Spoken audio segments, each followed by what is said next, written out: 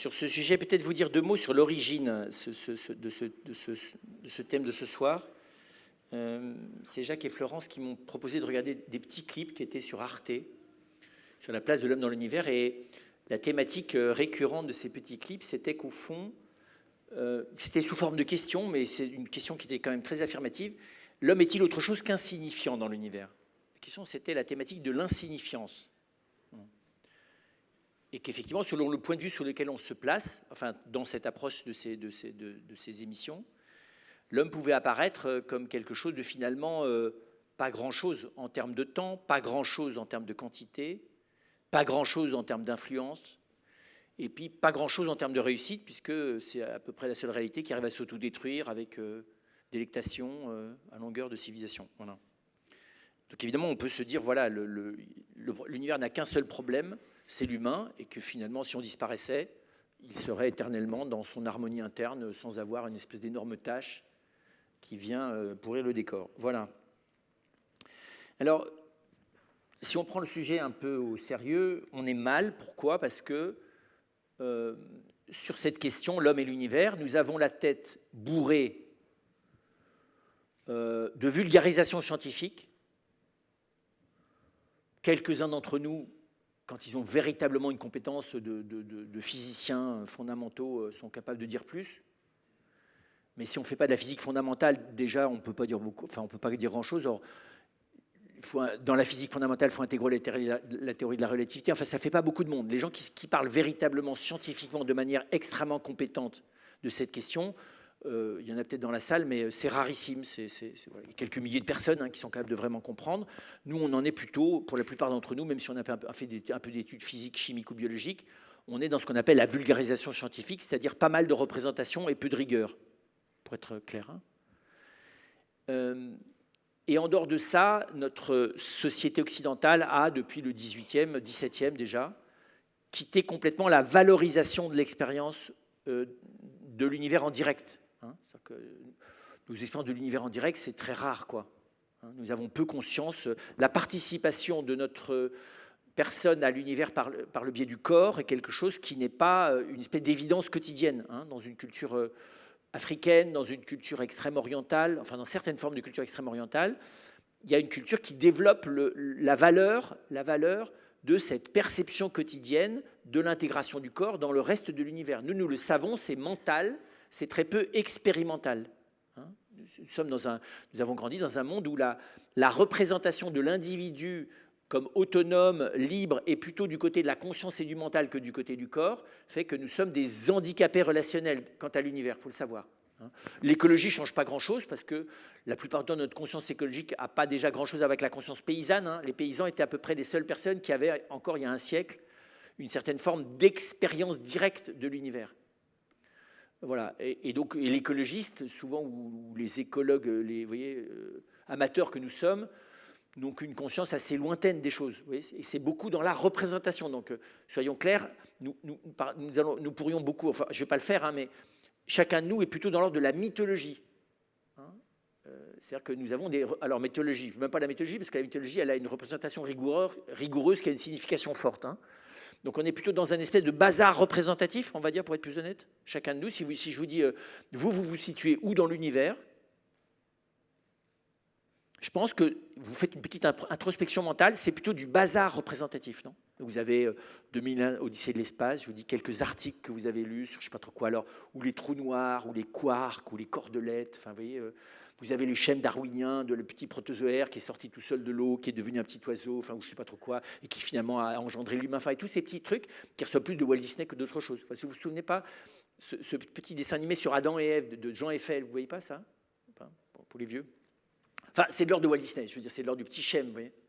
Mais demandez-vous, est-ce qu'il y a des endroits où j'ai vraiment une compréhension ou scientifique ou expérimentale sérieuse de la question? L'infini vous voyez, l'infini de l'univers, vous en êtes persuadé, mais vous en avez une quelconque preuve là? Vous avez des lunettes, ça va pas très loin les lunettes. Enfin, même avec une, vous voyez, comment ça s'appelle, le télescope Hubble, ça relève pas de votre expérience quotidienne, quoi. La complexité du bruit fondamental de l'univers, toutes ces choses dont on a tous entendu parler. On est capable de tenir des discussions de salon, voilà. Mais juste derrière, c'est quoi? Ça s'ancre où dans ta compréhension? bah, ça avoisine la soupe des opinions. Enfin, vous voyez, c'est un peu comme les machins, comment ça s'appelle, l'espèce d'émission, tu sais, où tu as tout le monde qui parle avec, avec prétention sur un sujet sur lequel personne n'est compétent, et où Sagin explique que tous les autres sont des idiots, enfin, successivement d'ailleurs. Hein. Voilà, donc c'est quand même Alors, la science, dans sa rigueur, est capable de dire un certain nombre de choses, mais finalement très peu. Parce que le scientifique vous dirait, nous sommes capables de dire des choses sur la structure fondamentale de la matière à partir des outils que nous avons terrestres, et à la frontière, vous voyez, de notre petit système solaire. Dès qu'il s'agit de dire un peu plus, on bafouille, quoi. Hein. On bafouille. Les planètes, j'ai vu là, sur les mecs qui disent ah oui, c'est plus une planète finalement, c'est une planète, c'est une étoile, pas une étoile. Enfin bref, dans les catégories, on en avait qu'on n'a pas vu, donc il y en a une nouvelle. Tu dis une nouvelle parce qu'elle est apparue. Non, non, non, parce que enfin on l'a changé de catégorie, quoi. Donc, je ne vais pas rentrer dans ces détails-là. Ça me semble, c'est pas inintéressant. Hein. On voit bien que ça ne fait pas des grands tilts. Alors, on nous a fait tout un truc avec, comment ça s'appelait, la particule de Dieu, là. Alors ça, c'était formidable, quoi. Vous n'avez pas le boson de Higgs, voilà. Donc, tout le monde a parlé du boson de Higgs, alors ça faisait phosphorer les esprits. Moi, j'ai demandé à des gens un peu compétents qui m'ont dit, non, mais laisse tomber. Pour comprendre le sujet, tu n'as même pas la peine que je m'adresse à toi, tu vois. On est quelques-uns, là, on est capable d'en parler avec compétence. Tu as des super articles là, qui te résument la problématique en une demi-page. C'est formidable. Voilà. Alors que ça arrive d'équations mathématiques. Bon, j'ai fait un tout petit peu de mathématiques, mais c'est carrément des mathématiques, tu vois, où c'est de l'ordre du nain au géant, quoi, hein, ou du protozoaire au géant. Voilà. Donc, quand on a fait... Et en même temps, même si j'y comprends pas grand-chose, j'y suis dans l'univers, non? Et puis en plus, non seulement j'y suis, mais j'en fais partie même. Voilà. Et donc, si j'essaie de me demander quels sont les lieux un tout petit peu où j'ai un tout petit peu d'expérience. Alors, la nature, mais il y a des gens qui font du jogging, du VTT, de l'alpinisme, mais la plupart du temps, regardez-vous faire du sport, ou vous baladez, ou moi le premier. On fait de l'exercice dans un décor, non? Quelle est la compréhension intime que vous avez des arbres, des cailloux, de l'eau et de leurs relations, à part les schémas scientifiques, hein? Je parle direct là. Combien de temps vous avez passé à dialoguer avec un arbre pour finir par comprendre qui il était? Pas des masses, quoi. Vous êtes face au massif, je ne sais pas trop quoi, de Beldon. C'est quoi le type de relation que vous avez avec ce truc-là, ce caillou? C'est quoi un caillou? Alors, il y a à la fois quelques expériences, et puis il y a de la science plus élémentaire que la science dont je viens de vous parler, hein. Notamment la science qui s'appelle la géographie. La géographie, c'est être capable de dessiner la Gaïa, c'est la graphie de Gaïa, c'est commencer à apprivoiser les formes visibles de la Terre, à défaut d'avoir plus loin. Hein. Enfin, l'univers le plus proche, c'est quand même là. Puis tu as la géomorphologie, c'est savoir comment ça se fabrique. On est toujours sur la Terre, hein. C'est du très basique. Et puis tu as aussi voilà, la physique, la géologie aussi. Puis après ça, tu as la physique, la chimie, la biologie. Bon, donc on y a des sciences qui, à leur manière à elles, approchent des choses dont nous avons un minimum l'expérience. Nous expérimentons des vivants quand même, ne serait-ce que nous. Un enfant, une grenouille, un chien, enfin de le vivant quand même. Le vivant, voilà, le fait que les vivants, les choses vivantes et les choses pas vivantes, c'est quand même pas tout à fait pareil. Indépendamment de ce que me dit la science, quand même, je vois bien que le caillou, je donne un coup de pied dedans, ça vous le rend pas, quoi. Hein. Voilà, ça va pas réagir pareil, quoi, globalement, le vivant et le pas vivant. La manière dont tu viens revisiter un glacier quelques années plus tard, tu vois bien quand même ça a évolué parce que ça a fondu. C'est pas tout à fait la même chose que si tu reviens dans le jardin un peu plus tard. Ça fonctionne pas tout à fait pareil. Je vois bien que c'est quand même pareil, c'est de la matière tout ça là. Donc la matière c'est quoi? Mais la matière je la vois quand même. La matière c'est quand même de l'univers la matière. Donc la matière je me la coltine un peu. Mais quelle est la matière dont j'ai l'expérience qui ne soit pas simplement avec une visée utilisatrice? Donc, dès que tu utilises la matière, tu ne regardes plus la matière pour elle-même, non? Tu la regardes pour t'en servir. Donc, ta courgette, si tu fais la cuisine, c'est autre chose que de la cultiver. Et si tu la cultives en vue de la manger, c'est autre chose que d'essayer d'avoir l'intelligence de la courgette comme telle, quoi. Mais là, il faut beaucoup de temps. Hein. Parce qu'il va falloir que tu l'observes de près, en long, en large, en travers, en diagonale, que tu la compares à ses copines, ses voisines, ses cousines et ses dérivés, ça fait beaucoup. Hein. Donc, c'est tout un monde déjà. Rien que tu rentres dans le monde des cucurbitacées, c'est un monde entier, quoi. Je dis ça parce qu'il se trouve que pour la première fois de ma vie, je passe un peu plus de temps à faire la cuisine tout seul, parce que je suis en année sabbatique. Et donc, je m'aperçois que oui, si tu veux faire la cuisine, si tu voulais vraiment bien faire les choses, il faut aller t'intéresser aux gens que tu cuis, quoi. Il faut aller discuter avec eux et qu'il faudrait avoir vraiment du temps, mais là, je n'ai pas encore trouvé. Des gens qui arrivent. Puis tu as des gens, ils font simplement, ils cultivent les courgettes, mais en vue de les cultiver, quoi, pas en vue de les comprendre. Puis tu as des biologistes, ils n'ont jamais rencontré des courgettes en direct. Juste, ils ont fait des analyses sous microscope, vous voyez, puis ils savent te donner l'ADN et la structure moléculaire de la courgette. C'est autre chose, j'ai rien contre ça, mais moi, ce qui m'intéresse, c'est de passer du temps, parce que la matière, bizarrement, c'est vrai d'un pantalon, c'est vrai d'un stylo, c'est vrai d'un vieux meuble, c'est vrai d'une maison. C'est bizarre qu'il faut beaucoup, beaucoup la fréquenter avant de la connaître, la matière. C'est du temps, hein. Tu vas te faire, rien que les 3 cailloux qu'il y a dans ton jardin, c'est pas en les voyant une fois que tu vas les comprendre, hein. Que tu comprends de quoi il s'agit, d'où ça vient, comment ça se fabrique, qu'est-ce que ça fout là, quoi. Et donc, on pressent bien que la matière, comme ça j'allais dire, ça vous raconte moins de choses qu'une personne. Enfin, je sais plus vite ce que pense quelqu'un que qu'est-ce que c'est l'aiguille du Midi, qui est un espèce de gros massif de granit. Là, c'est très impressionnant, cette pierre. Et tu vois bien qu'effectivement, quand tu es breton, tu dis, tiens, je connais déjà ce type de matière-là. Et que ce n'est pas la même chose que le tuffeau du côté d'Anjou. Tu vois bien, je parle rien que du caillou, hein. C'est fascinant, les cailloux. Ça va du diamant jusqu'au sable ou la vase. Tu vois, donc cette espèce de dégradé qui est inimaginable. Ça va de l'élastique au liquide. Puis dans ta cuisine, tu refais ça, ta sauce. Tu refais un peu de la vase, mais avec du goût, quoi, c'est tout, hein.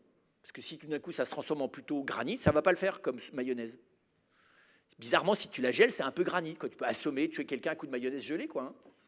Comme avec un morceau de granit. Et donc, cette espèce d'apprentissage, mais le mot chimique, c'est déjà un mot scientifique, vous voyez, de la consistance, de la variabilité, du changement d'état aussi. C'est marrant, les choses qui flambent à partir d'un certain seuil. Tu te dis, mais il y a des trucs, ça ne peut pas brûler. Tu essaies de mettre ton briquet contre, je ne sais pas trop quoi, un IPN, il ne va pas brûler l'IPN. Mais tu vois bien, tu vas à grande zéro, tu vois qu'effectivement, les IPN, ils ont fondu. Donc tu dis, c'est bizarre, ce monde-là de la matière. Voilà. Et tu vois bien que j'ai que ça sous la main, parce que les étoiles, je ne sais pas comment elles fondent. Moi, je ne suis pas allé voir, puis sur le jour où j'irai voir, j'aurais fondu avant d'arriver très près, hein. Voilà. Et donc, cette familiarisation, oui, on la vit un petit peu dans l'expérience. C'est vrai qu'à une certaine altitude, on voit bien quand il n'y a plus de vie, que tu n'as plus que de la glace et de la neige. Quand tu vas, les gens qui vont dans les fosses marines, les endroits où tu vas, dans des endroits où il n'y a presque plus de vivants. C'est impressionnant de voir la matière à l'état brut.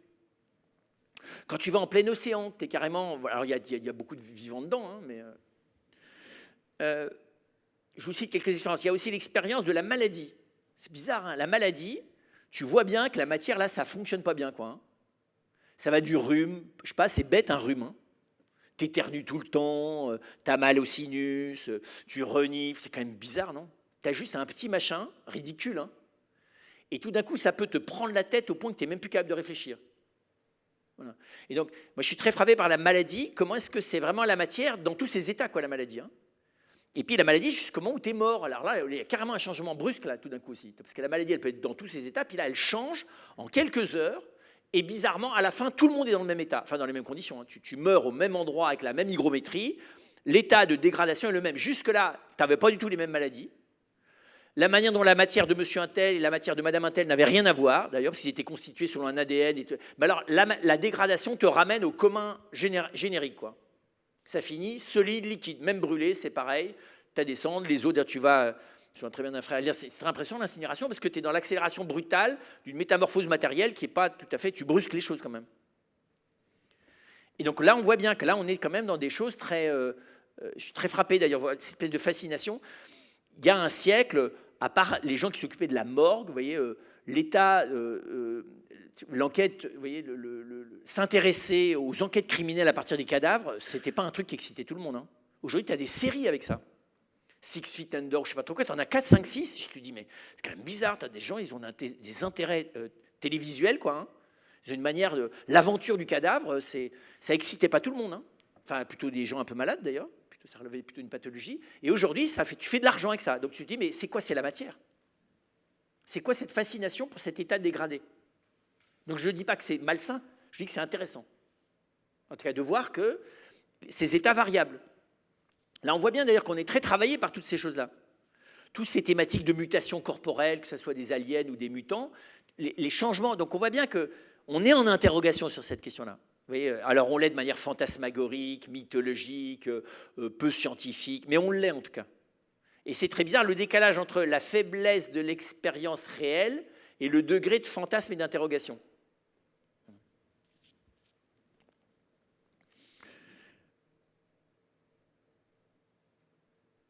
Donc, alors évidemment, le dernier point avant qu'on attaque le sujet dans son cœur, là, ça a beaucoup d'incidence en fait. On pourrait presque dire, dis-moi comment tu te représentes ta relation d'homme à l'univers, je te dirai comment tu vois ta destinée. C'est vrai. Est-ce que vous êtes un accident moléculaire? Vous savez que scientifiquement, on est composé de plus de 90% de vide. Enfin, vous voyez, vous vous souvenez là si vous avez fait enfin même en terminale, on nous explique quand même entre le proton et le neutron, il y a beaucoup de vide dans la molécule, dans la cellule, pardon, dans l'atome. D'accord?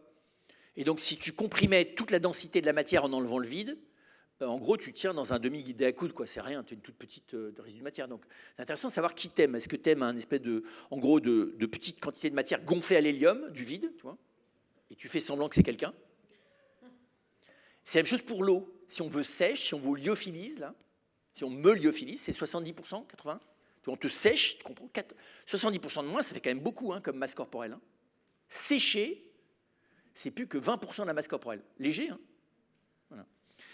Et c'est réel, ça. Tu te dis, bon, qu'est-ce que ça me dit de moi? Donc, est-ce que vous voyez plutôt comme ça, ou vous voyez plutôt, vous, comme de toute façon, un individu qui a... Bon, vous savez que vous n'existez pas de toute éternité, mais vous existez, il n'y a pas de problème, ma consistance identitaire, elle est zéro problème. Moi, je ne suis pas d'abord un morceau de tarte de la tarte qui s'appelle l'univers, je suis d'abord moi. Mon corps, c'est le mien, mes pieds, c'est les miens, j'en fais ce que je veux, et d'ailleurs, je vous embête, pour rester poli. Bon, ça veut dire quoi? C'est un ego narcissique, pathologique et déformé, qui tout d'un coup se met à se représenter lui-même comme il n'est pas du tout. Ce que je viens de vous dire, c'est une erreur totale de la perception de soi. Hein. Ton autonomie, on change dans la pièce de 200 degrés la température, c'est fini. Mon autonomie, c'est rien. On supprime l'oxygène, au bout de quelques minutes, on va tous mourir. Donc c'est pas vrai, je ne suis pas du tout autonome. Je suis propriétaire de moi. Propriétaire, ça veut dire quoi? Comment tu définis la propriété? Tu passes ton temps à envahir l'espace visuel d'autrui. Tiens-toi bien. Débrouille-toi pour être invisible, inodore, incolore et sans saveur. Donc c'est pas vrai, ton corps n'est pas à toi, puisque de toute façon, la perception qu'en ont les autres passe son temps à interagir avec ta manière de vivre. Et puis qu'est-ce que tu sais d'ailleurs de toi-même pour prétendre que... Parce que normalement, je sais ce dont je suis propriétaire, non, vous voyez, les 12 hectares, enfin, vous voyez, c'est la vigne, ou c'est du bois, ou c'est une maison, il y a tant de mètres carrés, habitable, constructible, mais toi, t'es quoi? T'es constructible, habitable? Combien de mètres carrés? Donc voilà, c'est une vraie question. Suis-je propriétaire? Est-ce que le propriétaire que je suis de mon corps peut en faire ce qu'il veut? Ben en fait, non. La société a quelque chose à dire sur l'usage que je fais de mon corps, non? Voilà, donc c'est des questions, et donc je vois bien que si je réfléchis 2 minutes, savoir si je suis un accident, une anomalie dans l'univers, ou au contraire, ce pourquoi tout l'univers existe, ça ne fait pas tout à fait la même manière d'exister dans ta relation au quotidien. Et c'est très bizarre que là-dessus, si on est honnête, hein, pas très au clair. Hein. Il y a un combat entre des perceptions intuitives, des représentations scientifiques, mais qui ne valent pas toujours grand-chose, un peu de psychologie, un peu de sociologie, le fait qu'on n'ait pas grand-chose quantitativement dans l'univers, ça, on est assez informé sur le sujet. Il est grand l'univers, il est infini, qu'est-ce que vous en savez? Qu'est-ce que j'en sais? Alors on cherche, si éventuellement il y aurait de la vie. Pour l'instant, on a arrêté de rêver qu'on va en trouver, on est plutôt dans l'étape où on se demande s'il y aurait des conditions minimum de possibilité pour qu'éventuellement il y ait de la vie, et même on est dans le plus bas du bas, c'est exactement est-ce qu'il y a de l'eau. Bon, c'est loin, hein. Avant d'avoir les extraterrestres, tu es très très très loin. Si tu commences par l'eau, il peut y avoir de l'eau sans qu'il n'y ait jamais eu de vie. Hein. Il peut y avoir même de la vie sans qu'elle soit évoluée. Dans quelle conscience? Parce qu'à ce que nouvel ordre, la science est absolument incapable, d'ailleurs n'a absolument pas la prétention, quand elle est honnête, de m'expliquer que la conscience a émergé de la matière, évidemment. Déjà, elle est absolument, si elle est honnête, complètement incapable d'affirmer que la matière a donné la vie ou que la vie a émergé, a auto-émergé de la matière. Hein. Là, je suis dans la rigueur scientifique. Le vrai scientifique vous dit, ça, on n'en sait strictement rien. On peut te donner les conditions d'émergence de la vie dans la matière, mais on ne peut absolument pas te montrer qu'il y a un processus de nécessité pour passer d'une matière inanimée à une matière vivante. On n'a aucune idée sur la question. Quand tu as passé d'une matière qui soit vivante à une matière consciente, on n'a même aucune idée non plus. Voilà. Alors, vous savez, c'est ce qu'on appelle les chaînons manquants. C'est-à-dire les endroits où tu imagines parce que tu n'as pas. Et là-dessus, je lisais l'autre jour un article, c'est très bizarre parce que dans les articles, en fait, on fait dire au scientifique ce qu'il n'a pas dit. Le scientifique dit oui, en fait, on ne sait pas, et le titre de l'article dit on sait. La prochaine étape, la vie. Alors que le scientifique dit mais on est à des années-lumière de ça, peut-être un jour. Le peut-être un jour, ça ne coûte rien. Hein. Et donc l'article dit si peut-être un jour, donc un jour, donc oui. Alors que le scientifique, quand il dit peut-être un jour, c'est une manière polie et respectueuse de son interlocuteur de dire en tout cas, pour l'instant, ce n'est pas du tout dans l'horizon. Sinon, il dirait bientôt. Voilà, donc ça veut dire que c'est juste pour dire que ça n'est pas sans incidence, ce n'est pas une question abstraite. Et d'ailleurs, notamment quand vous allez en Extrême-Orient ou en Afrique, qui sont pour moi les deux pays, les deux continents, hein, parce qu'en Amérique du Nord, on a supprimé la plupart des représentants de ce type de culture, en Amérique du Sud aussi, donc il nous reste l'Extrême-Orient et une part du chamanisme là-haut dans le nord sibérien, et puis l'Afrique, où il y a une forme de perception et de développement culturel du sens de l'univers, et aussi du sens du rapport du corps à l'univers. Lisez Amadou Hampâté-Bâ. Amadou Hampâté, avec un H, Bâ, B-A. Et il décrit très très bien, c'est un Peul, qui décrit, c'est très très beau, qui décrit une espèce de perception, mais ce n'est pas théorique, c'est pas le yin et le yang et la vision asiatique du monde, vous voyez, c'est pas ça, c'est une description empirique. Mais vous voyez chez cet homme une empathie avec l'univers, je ne sais pas comment vous le dire autrement, c'est pas parce qu'il y avait empathé, hein, mais il y a une véritable compréhension empathique interne que nous avons, nous, extrêmement peu. Voilà. Mais ce n'est pas perdu, hein, il faut juste, si nous commençons la rééducation, il y a des chances que dans 2-3 générations, ils commencent à être un peu plus dans leurs chaussures sur ce plan-là, enfin dans leurs pieds. Dans les chaussures, on y est, mais pas dans les pieds. Et donc, c'est pour dire que l'incidence, elle est très grande.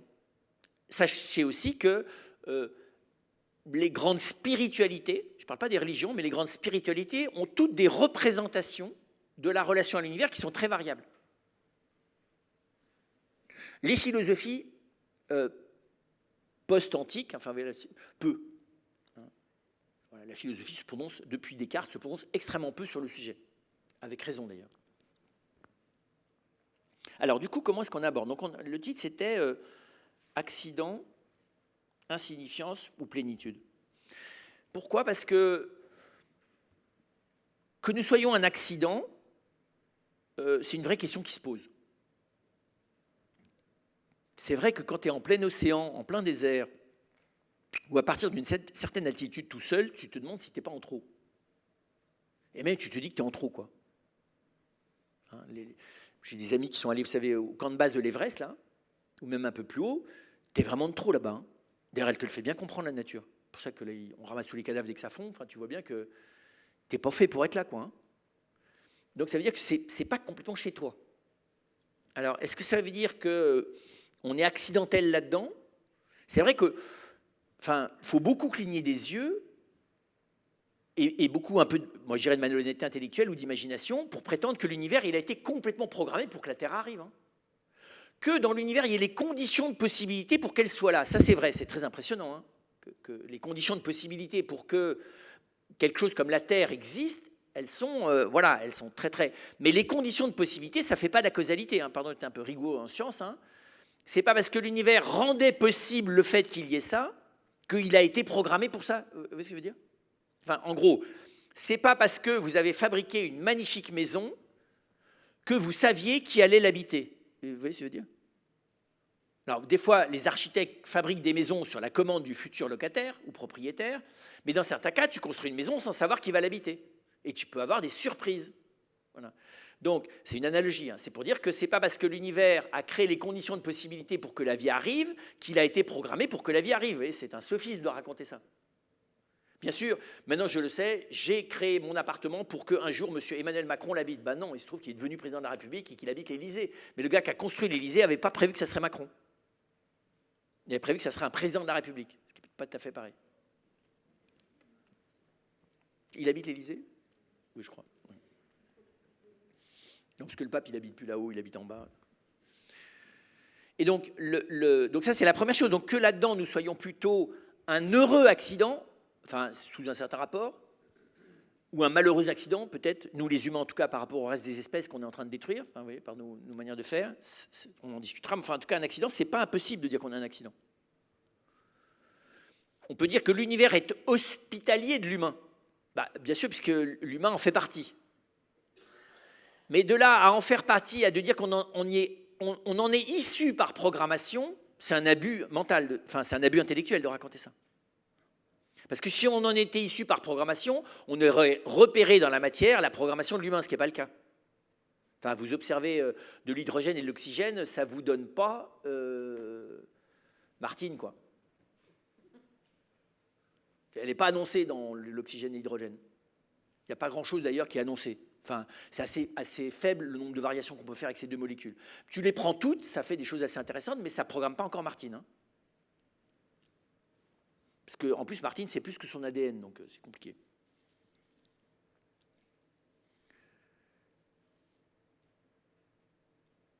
D'ailleurs, quand tu regardes les humains, c'est très bizarre cette combinaison. C'est vrai. Pourquoi est-ce que Juliette et Robert ont donné Martine? C'est assez improbable, hein. D'autant plus que, de manque de chance, Martine, elle a le résus, tu sais, du gars qui avait en fait les yeux bridés, parce qu'à la 3e génération, tu as un Asiatique là, qui a couché avec le grand-oncle, et finalement, ils ont eu un enfant, et finalement, ça te donne l'arrière-petit-fils de monsieur machin truc, tout à fait famille française, mais lui, il a les yeux bridés. Non, je sais parce que dans ma famille, on a des yeux bridés. C'est la famille de Nicolas Hulot. J'ai un cousin, c'est la même chose. Parce qu'en fait, il y a un soldat français qui est allé au Canada, qui a épousé une Indienne. Enfin, tu vois, donc en gros, et puis comme les Indiens, ils viennent de l'Asie, enfin, c'est très bizarre. Donc, du coup, tu as dans la bonne petite famille française, là, d'un coup, tu as le gars, il a les cheveux un peu, pas crépus, hein, mais ça pourrait être crépus aussi. Genre. Et tu dis, c'est quand même spécial. Moi, Robert, il n'a pas les yeux crépus, il n'a pas les cheveux crépus. Martine n'a pas enfin, Juliette n'a pas les cheveux crépus, mais Martine, oui. Et là, tu te dis, c'est quand même bizarre la matière, non? D'où ça vient ce truc-là? Alors tu vas dire, mais oui, l'ADN, alors on est avec notre petite démonstration pseudo-scientifique. C'est vrai que c'est assez bizarre la généalogie. Hein.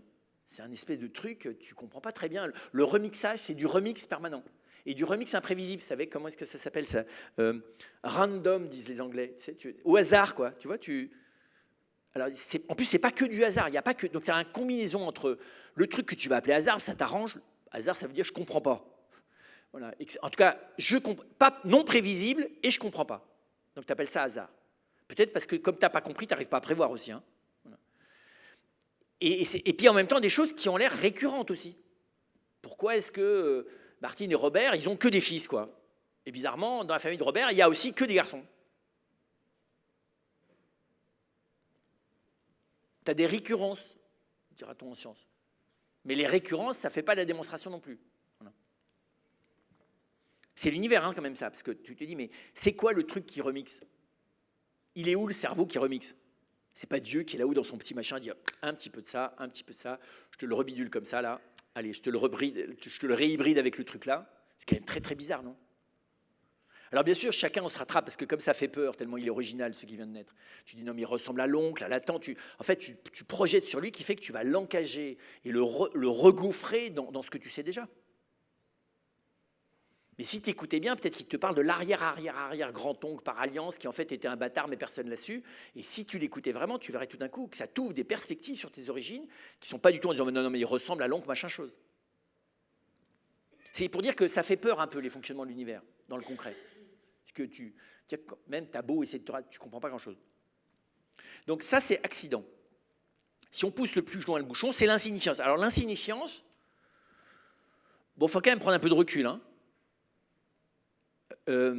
Parce que mes voisins, il y a des jours que tu aimerais bien qu'ils soient un peu plus insignifiants. Je veux dire, on prend de l'espace, hein. Enfin les uns par rapport aux autres, voilà. Et l'insignifiance, c'est quantitativement.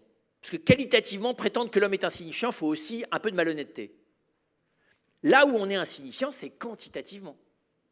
Enfin déjà, 1 sur 7 milliards, c'est à la limite de l'insignifiance, Mais à l'échelle, manifestement, des tonnes de matière qu'il y a à l'échelle de l'univers, ça fait vraiment pas beaucoup. Non. Puis je vous dis, t'enlèves le vide et t'enlèves l'eau, ça fait déjà plus grand-chose, quoi. Hein. Et bizarrement d'ailleurs, même le reste c'est matériel et tu ne sais pas où est-ce qu'elle est l'identité. Parce que l'identité, ça n'a pas de poids. 21 grammes, dit le film. Vous savez, vous ne connaissez pas ce film qui s'appelle 21 grammes? Parce qu'il y a, je ne sais plus d'où ça vient d'ailleurs, qui dit que quand tu meurs, tu es plus léger de 21 grammes. L'âme, c'est 21 grammes. C'est ça le thème du film, c'est l'âme, c'est 21 grammes. Mais en fait, c'est pas ça, non, l'âme, c'est 0 gramme. Enfin, s'il y en a une. En tout cas, tu vois bien qu'avant, tu étais vivant, maintenant, tu es mort, il y a quelqu'un qui était là, qui n'est plus là. Ou alors, tu faisais semblant qu'il y avait quelqu'un, mais à ce moment-là, il faut t'enfermer avant. Il faut arrêter de faire semblant qu'il y a quelqu'un. Donc, examine. Et si vraiment tu penses qu'il y a quelqu'un, que tu as vérifié qu'il y a quelqu'un, en tout cas, quand il est mort, il n'est plus là. Donc, entre les deux, il y a quand même un phénomène. Et il n'y a rien de matière en moins, en plus. C'est quand même dingue, quoi. Que tu ne meurs pas nécessairement, tu peux mourir d'un arrêt cardiaque, tu n'as pas nécessairement perdu une goutte de sang, quoi. Hein. Juste, le gars, il n'est plus là. La fille non plus. D'ailleurs, une fois que tu as enlevé le corps, est-ce que c'est toujours un gars ou une fille? Tu n'en sais rien non plus. Tu continues à l'appeler Juliette, tu dis, mais la tante Juliette, mais c'est la tante, enfin, c'est le truc qui est resté une fois que tu as enlevé le machin qui fait qu'elle était une tante, hein, qui s'appelle le corps quand même. Donc c'est vraiment la tante Juliette.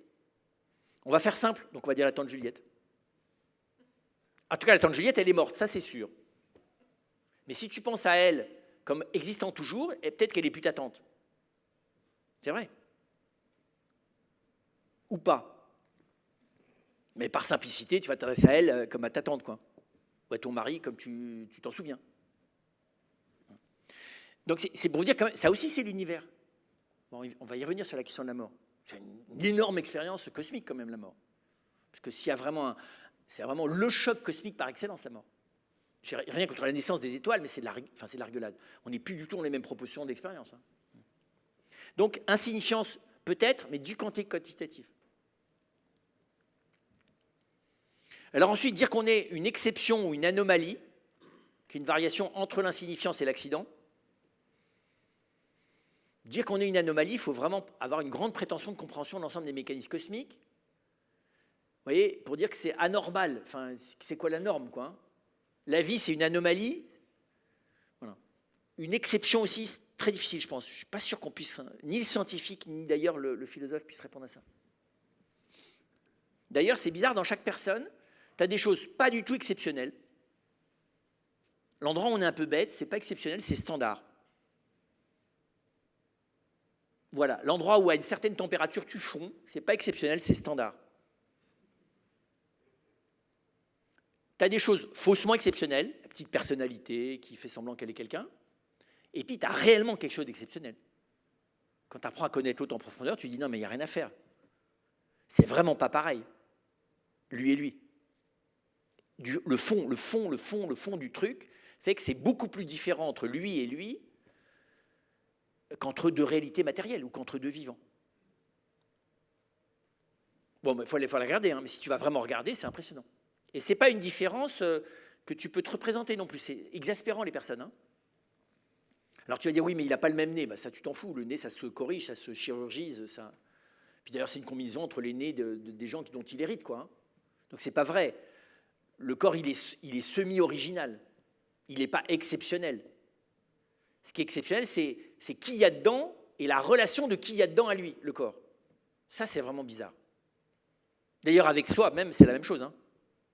Où est-ce que je suis vraiment original? C'est une grande question. Selon la manière dont tu t'habilles, d'ailleurs, tu essaies de le dire. Ou tu penses que tu es original, ou alors tu te refuses toute originalité.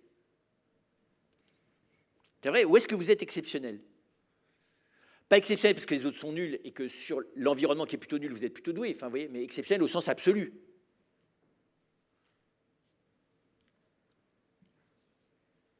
C'est vrai, quand tu es le premier à revenir d'un pays où personne dans ta région ou dans ta famille est allé, tu es exceptionnel, quoi.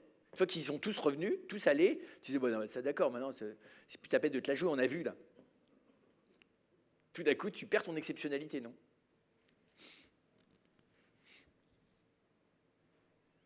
La compétence, ça s'acquiert. Quand les autres ont acquis la même, bah, tu ne peux plus tout à fait la ramener. Alors, ensuite, plénitude. Alors, plénitude, c'est un peu prétentieux aussi, il ne faut quand même pas exagérer. D'abord, est-ce que je vais mourir? Ensuite, plénitude, je suis que moi. Quantitativement, ça fait quand même pas des masses sur 7 milliards. Et puis, alors, je suis peut-être la plénitude de l'insignifiance, vous voyez, je dis, enfin, ou mais je suis quand même pas, enfin, je peux pas dire que je suis plénitude. Vous voyez, à aucun niveau. Il y a quantité de choses, quantité de domaines, ne serait-ce que physiques, donc cosmiques, matériels, dans lesquels il y a des gens plus plaignés que moi. Tu as des animaux qui courent plus vite, tu as des animaux qui volent, tu as des animaux qui plongent, enfin, tu as plein de choses. Je prends que les animaux, je ne parle même pas des plantes. Si tu décides d'avoir la taille d'un séquoia, tu as beau y penser très fort, ça ne va pas le faire. Hein. Si tu as décidé de redevenir fin comme un rosier, ça ne va pas le faire non plus. Ou d'avoir des épines qui te poussent, ça ne va pas le faire. C'est très limité, quoi, hein, quand même. Et donc, peut-être plénitude, mais alors laquelle? Difficile. Singularité, peut-être. Donc, j'en reviens à l'exception. On n'est pas qu'exceptionnel, on est quelque chose de singulier. Mais même chose, la singularité, elle n'est jamais strictement dans le corps. Elle est dans l'identité. Même si je mets des fois du temps avant de l'identifier, cette singularité. Parce que si on t'a chargé de te penser simplement comme le petit-neveu de machin, le petit-fils de machin, le fils de machin, et que de toute façon tu vas faire toute ta vie selon le standard qu'on a prévu pour toi, ta singularité, tu n'es même pas capable de la découvrir. Et puis l'ado se rêve singulier d'une autre manière qu'il l'est vraiment. Parce qu'il se pense singulier par différence, enfin par opposition, ou par mélange de similitudes, ce qui n'est pas non plus très singulier. Par contre, c'est vrai que, si j'observe humblement l'homme dans l'univers, l'homme dans sa matière, je vois qu'il y a des choses qui sont plénières. Je ne suis pas plénitude, mais il y a des choses qui sont à leur état de perfection. Le moment où un enfant commence à rire avec les yeux, tu n'auras jamais plus cette forme de plénitude. Sauf peut-être, enfin, sur la Terre. C'est bizarre, hein? Le sourire qu'il y a dans les yeux d'un enfant qui commence à découvrir la lumière, tu n'as aucun adulte qui a cette lumière-là. Aucun. Il y a une plénitude qui n'existera plus jamais dans son étape. Et en plus, c'est une plénitude qui n'est pas imitable d'un enfant à l'autre. C'est très étonnant, ça. Je suis très frappé par la joie, l'expérience de la joie de l'enfant. L'endroit, pour moi, on voit qu'il est le plus une personne singulière, c'est dans la joie. Je ne parle pas de la rigolade, hein. Je parle de la joie, c'est pas pareil. Tu peux le faire rire. Les enfants, tu les fais rire de manière standard. Parce que tu as des trucs pour les faire rire. Mais la joie qu'il y a dans le regard de l'enfant quand il voit la lumière, ça, c'est pas imitable. Bon, je prends cet exemple-là, hein, mais on en trouverait d'autres dans lesquels il y a des formes de plénitude. On voit bien, il y a des moments où... comment vous dire ça? Oui, des moments de repos, des moments de paix, c'est souvent marqué affectivement par des moments de paix ou de joie, où on a le sentiment que là, tout pourrait s'arrêter, on a atteint le terme. Ça peut être devant la beauté, ça peut être un moment de bonheur auprès de quelqu'un, ça peut être très très simple, hein, c'est des toutes petites choses. Et là, on peut dire, mais ça n'attend rien d'autre. Ça ne peut pas être poussé plus loin. Vous voyez, parce que, alors, sauf quand on est dans une vision de la perfection qui détruit toutes les exigences possibles par ailleurs. Enfin, ça existe, hein, quand on t'a formaté à de toute façon dire que la plénitude, c'est la sainteté, c'est de toute façon qu'au ciel. Ici, tu ne feras qu'en baver comme une petite fourmi qui passera son temps à souffrir généreusement. La plénitude, laisse tomber. Donc on peut te casser dans toutes les toutes petites expériences que tu as de plénitude qui va d'un enfant. Le jour où un enfant arrive à marcher, il a conscience qu'il a réussi à marcher. Pour moi, il est à la frontière de l'éternité, là. Tu vas me dire, ouais, mais il va se ramasser, après ça, il y a le vélo. Bon, d'accord, très bien. Mais ça, là, à ce moment-là, il y a un truc, je ne peux pas dire qu'il va y avoir plus. D'ailleurs, tout ce que tu vas apprendre de je ne sais pas trop quoi, de faire du parachute, du deltaplane, de la planche à voile, du surf, tous les trucs, de faire du funambulisme, d'aller, je ne sais pas trop quoi, faire des pirouettes dans l'espace, en sortant de ta station orbitale, tout ça, ça n'aura pas cette plénitude du moment où tu as pris conscience que tu étais capable de marcher par toi-même. Pour des raisons qui sont la place qu'a l'expérience de l'automobilité chez cette chose matérielle qui s'appelle l'humain. Qui est d'ailleurs une espèce de forme, c'est pas par hasard que je prends cet exemple-là, hein, de transcendance de la matière. Tu deviens automoteur, c'est comme si tu t'apercevais que finalement il y a un petit quelque chose d'un univers en toi-même. Parce que tu peux décider d'aller à droite ou à gauche. Alors, tu ne peux pas tout à fait décider de voler, je suis d'accord. Mais c'est dingue, l'autonomie physique. L'ivresse de l'enfant qui s'aperçoit que tout d'un coup, il a il y a une dépendance qui a disparu, non? Alors, je ne dis pas au point qu'ils volent. Hein. Donc, plénitude, oui, il y a des choses qui me fait me rendre attentif au fait que c'est très bizarre. Oui, dans la matière qui est la mienne, voilà, il y a des formes de plénitude. On me dit, ah oui, mais à la fin, on meurt. Donc ta plénitude, c'est très bien, mais tu vois, à la fin, ce n'est pas franchement la plénitude, quoi. Il faut reconnaître. C'est vrai. Les cimetières sont remplis des résidus corporels de gens qui, à un moment donné, ont connu des petites expériences de plénitude. Maintenant, là, c'est vrai que le résultat n'est pas franchement. C'est vrai. Alors c'est marrant parce que tu compenses par le tombeau. Le jour où j'étais au cimetière Montparnasse, là, c'est impressionnant, quoi. Tu veux signifier la plénitude ou la qualité, la singularité de la personne qui était. Donc chacun va y mettre, des fois avec génie, des fois avec emphase, vanité, ridicule, enfin tu as tout ce que tu veux. Et là c'est très très bizarre. Parce que là aussi tu es dans la projection de l'idée que les gens ont de la personne qui est dedans. Enfin qui n'est plus là d'ailleurs, mais. Univers aussi. Hein.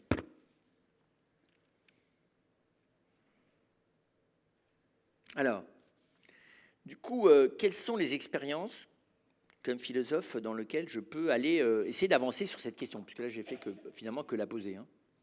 La première, c'est le corps. Mon corps, c'est l'univers.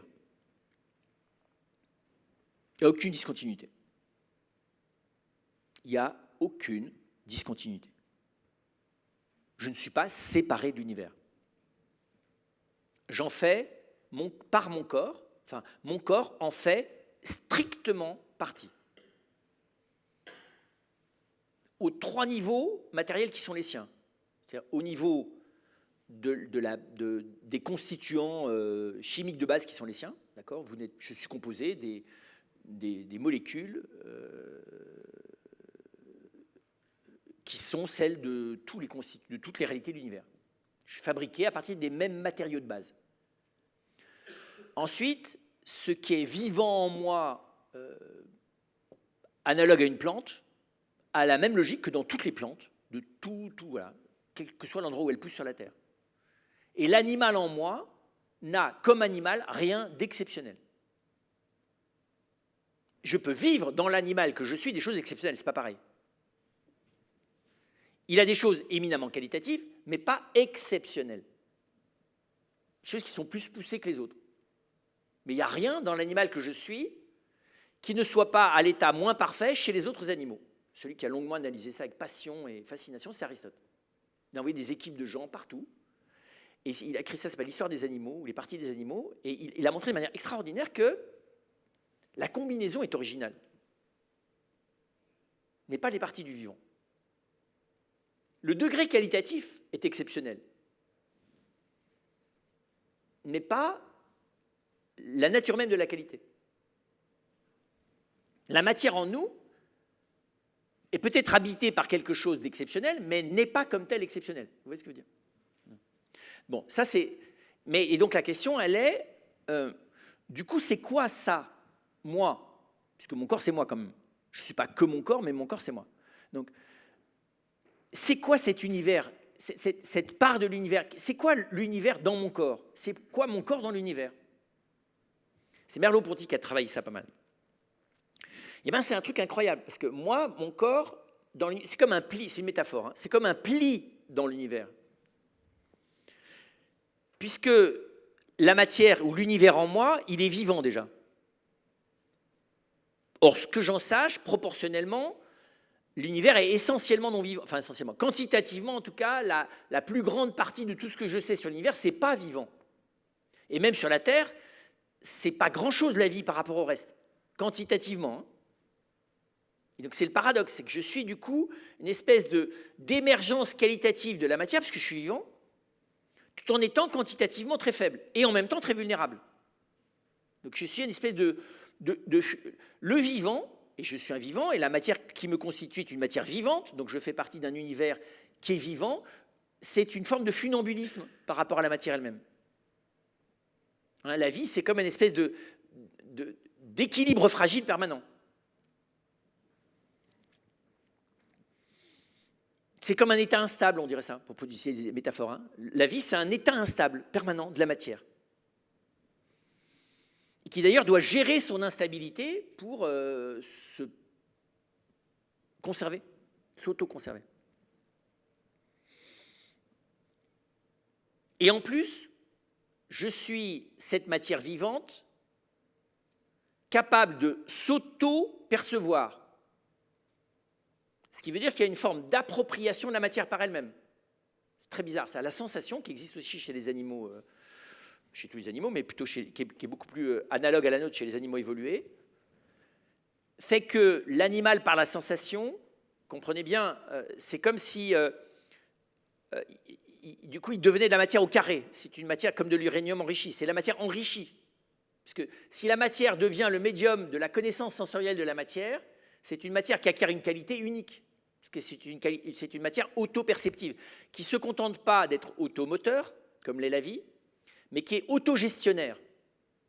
L'animal, le mammifère supérieur, s'autogère. Relativement.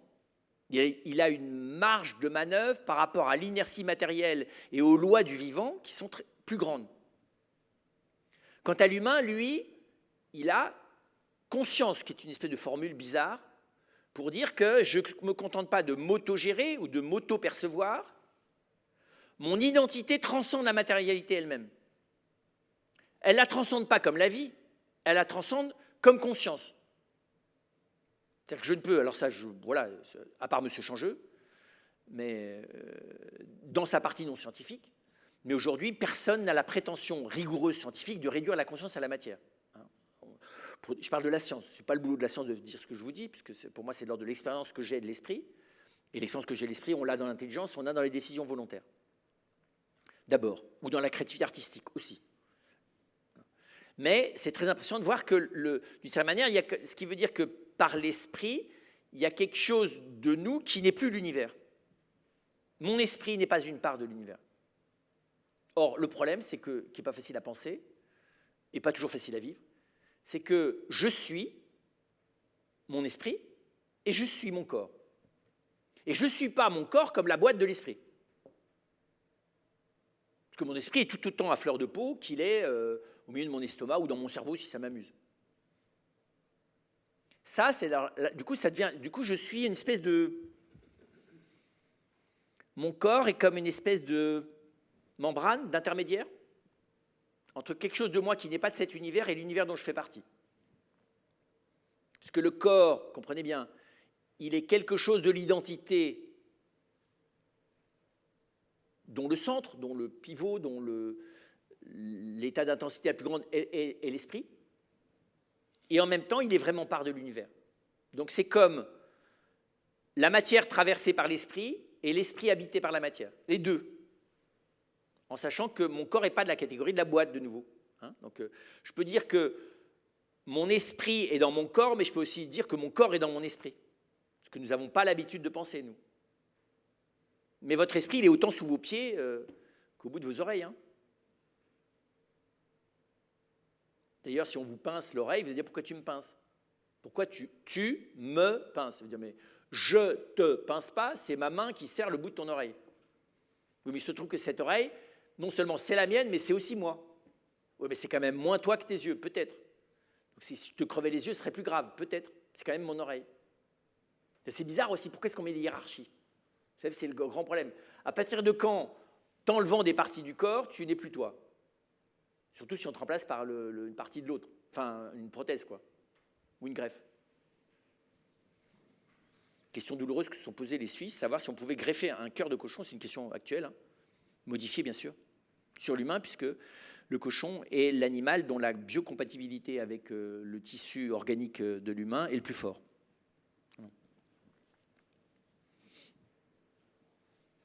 Comme tel, d'ailleurs, je ne vois pas pourquoi, il vaut mieux être vivant avec un cœur de cochon que mort avec son propre cœur. Mais quand même, c'est pas rien l'expérience des greffés du cœur. Des greffés du cerveau, on n'a pas encore, mais des greffés du cœur, c'est pas rien. Et là aussi, c'est bizarre. C'est à toi, c'est pas à toi, c'est jusqu'où c'est à toi.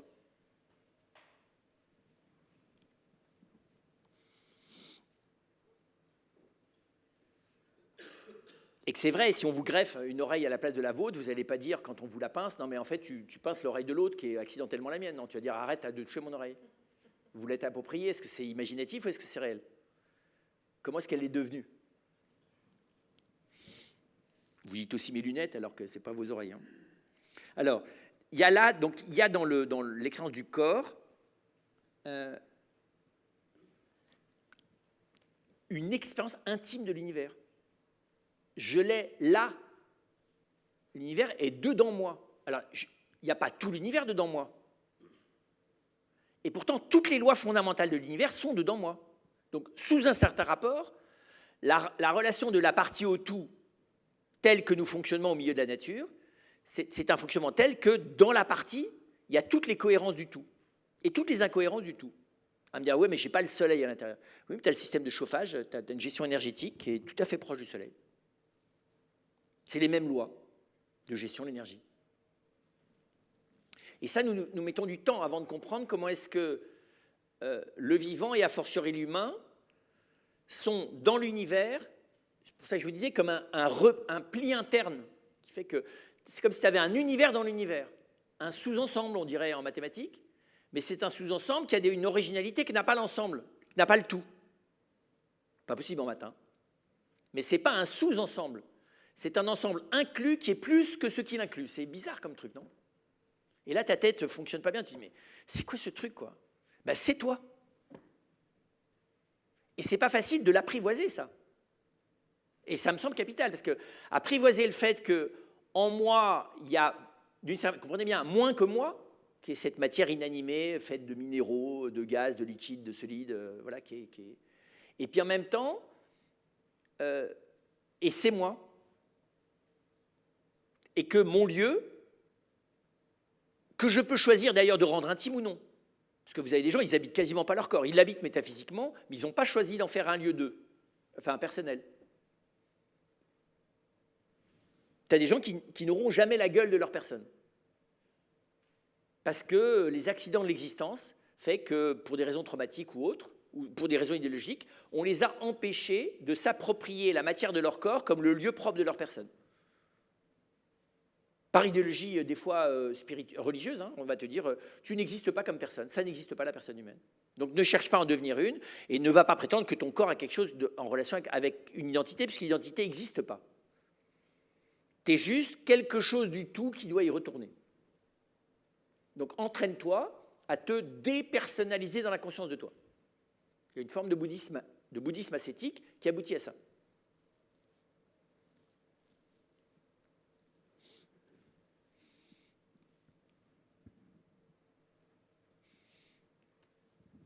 Et donc nous sommes presque, enfin c'est une métaphore, hein, mais nous sommes comme le cœur de l'univers, puisque l'univers s'intériorise en nous. L'univers en moi devient le lieu du vital et de la conscience. Et l'univers, comment vous dire ça? Si je le comprends bien, si j'en ai... pénètre intimement ma conscience. L'esprit a une capacité d'accueil de la matière qui la lui rend intime. C'est pour ça que ce n'est pas facile de mourir pour quelqu'un qui a beaucoup vécu dedans. On peut être prêt à mourir, mais être prêt à y arriver, c'est deux choses. Hein. Tu ne quittes pas comme ça quelque chose que tu as fait tien pendant des années.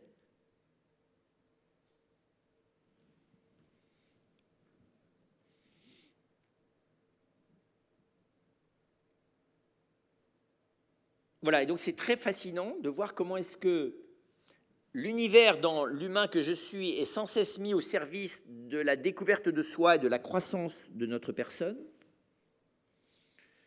Donc il est utilisé par la personne, et en même temps il y a quelque chose d'une plénitude de l'univers qui se réalise par cette utilisation. Pour utiliser une métaphore, je pourrais presque dire que dans l'humain, l'univers atteint une forme d'état d'incandescence qualitatif qu'il n'a nulle part ailleurs.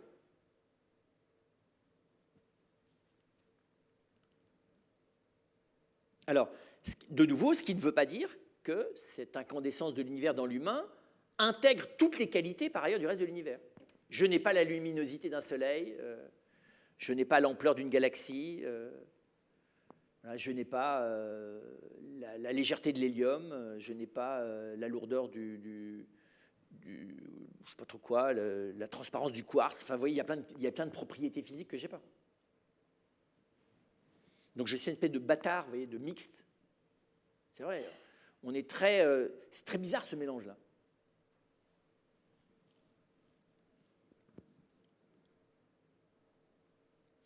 Deuxième expérience, qui est tout aussi troublante, alors encore plus d'ailleurs, c'est l'engendrement, la genèse dans l'univers, nous sommes des laboratoires de remixage. Non ? C'est-à-dire que la matière, la matière, il n'y en a pas eu de créée depuis la création du monde. Hein. Enfin, donc, si le monde a été créé, je ne vais pas me lancer là-dedans, mais en tout cas, la matière, il ne s'en crée pas. Elle n'est que transformable. Donc cette matière, elle a comme telle l'âge de l'univers, non ? Ça nous fait vieux, mais ça fait l'âge de l'univers. Et c'est très bizarre que la génération du vivant tout court, dont l'humain fait partie, remixe cette matière ancienne et vieille pour en faire une réalité dans l'univers qui a quelque chose de nouveau, non ? Donc un enfant, c'est vieux comme l'univers du côté du corps. Mais ça a moins de 9 mois à la naissance du côté de l'âme, enfin de l'esprit. Est-ce que c'est frais ? Non, c'est du remix faussement fraîcheur, quoi. On t'a repris des vieux produits, on te les a recyclés de manière magique, non ? Et on t'en a fait un truc qui a l'air frais. Mais là où il est vraiment frais, c'est du côté de l'âme, pas du côté du corps. C'est du recyclage. Donc c'est extraordinaire que l'humain soit un laboratoire de recyclage du matériau de l'univers. T'as ça nulle part ailleurs. Enfin, à part la vie, tu n'as pas ça en dehors de la vie. Et chez l'humain, tu l'as quand même à un niveau qui est que tu participes à la fabrication de l'incandescence de l'univers. Alors, c'est pas toi qui fais que... C'est une métaphore, ce que je suis en train d'utiliser aussi. Que cette incandescence est aussi lumineuse, ça c'est l'âme qui fait qu'elle est lumineuse. Mais malgré tout, pour que l'humain puisse être cette incandescence, il faut bien que la matière se dispose à cette illumination intérieure. Ça, c'est des images, hein, que je ne veux pas faire de la philosophie pure et dure. Donc, pour aller de manière plus technique en philosophie, il y a une actuation de la plénitude de la matière dans le corps humain qui s'opère par ce qui n'est pas la matière. Mais c'est pour que cette actuation puisse s'opérer, encore faut-il que la matière y soit disposée. Et on sait bien d'ailleurs qu'à la moindre anicroche dans la matière, ça donne du handicap physique lourd. Ça donne de la... Alors, c'est une défiguration qui est très faible par rapport à tout ce qui est déjà plaigné. Mais enfin, elle est suffisante pour que ça plombe socialement une vie pour toute la vie, quoi. Voilà, et donc c'est pour dire que ça, c'est très... et du coup, là, on est vraiment... c'est pas une exception. Ça me dit quelque chose de ce qu'est l'univers. Autrement dit, ce qui est à l'état éminemment qualitatif dans la génération humaine est déjà moins qualitativement présent dans l'univers tout court. Donc en gros, je pourrais dire, pour utiliser une métaphore là aussi, l'univers est une gigantesque matrice d'engendrement d'une matière remixée, recyclée, reconstituée et qui s'auto-conserve en plus. Parce que le paradoxe fabuleux, c'est que l'univers ne s'auto-conserve pas, il se dégrade. Enfin, sa constitution se dégrade, mais sa matière ne disparaît pas.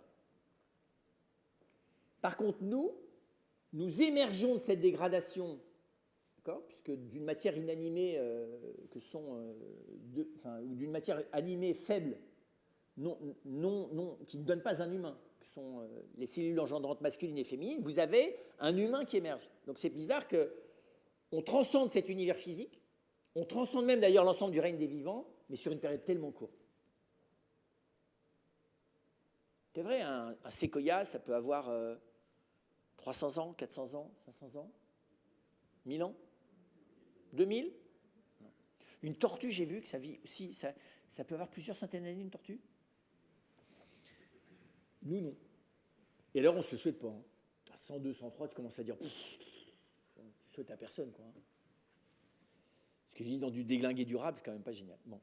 Et la régénération, on ne sait pas faire.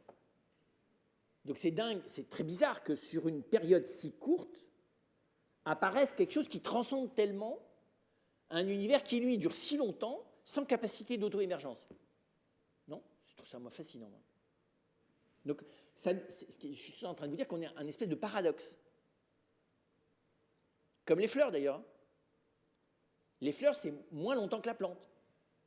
Ça ne sert à rien d'ailleurs. Enfin, ça pourrait ne pas avoir cette espèce de...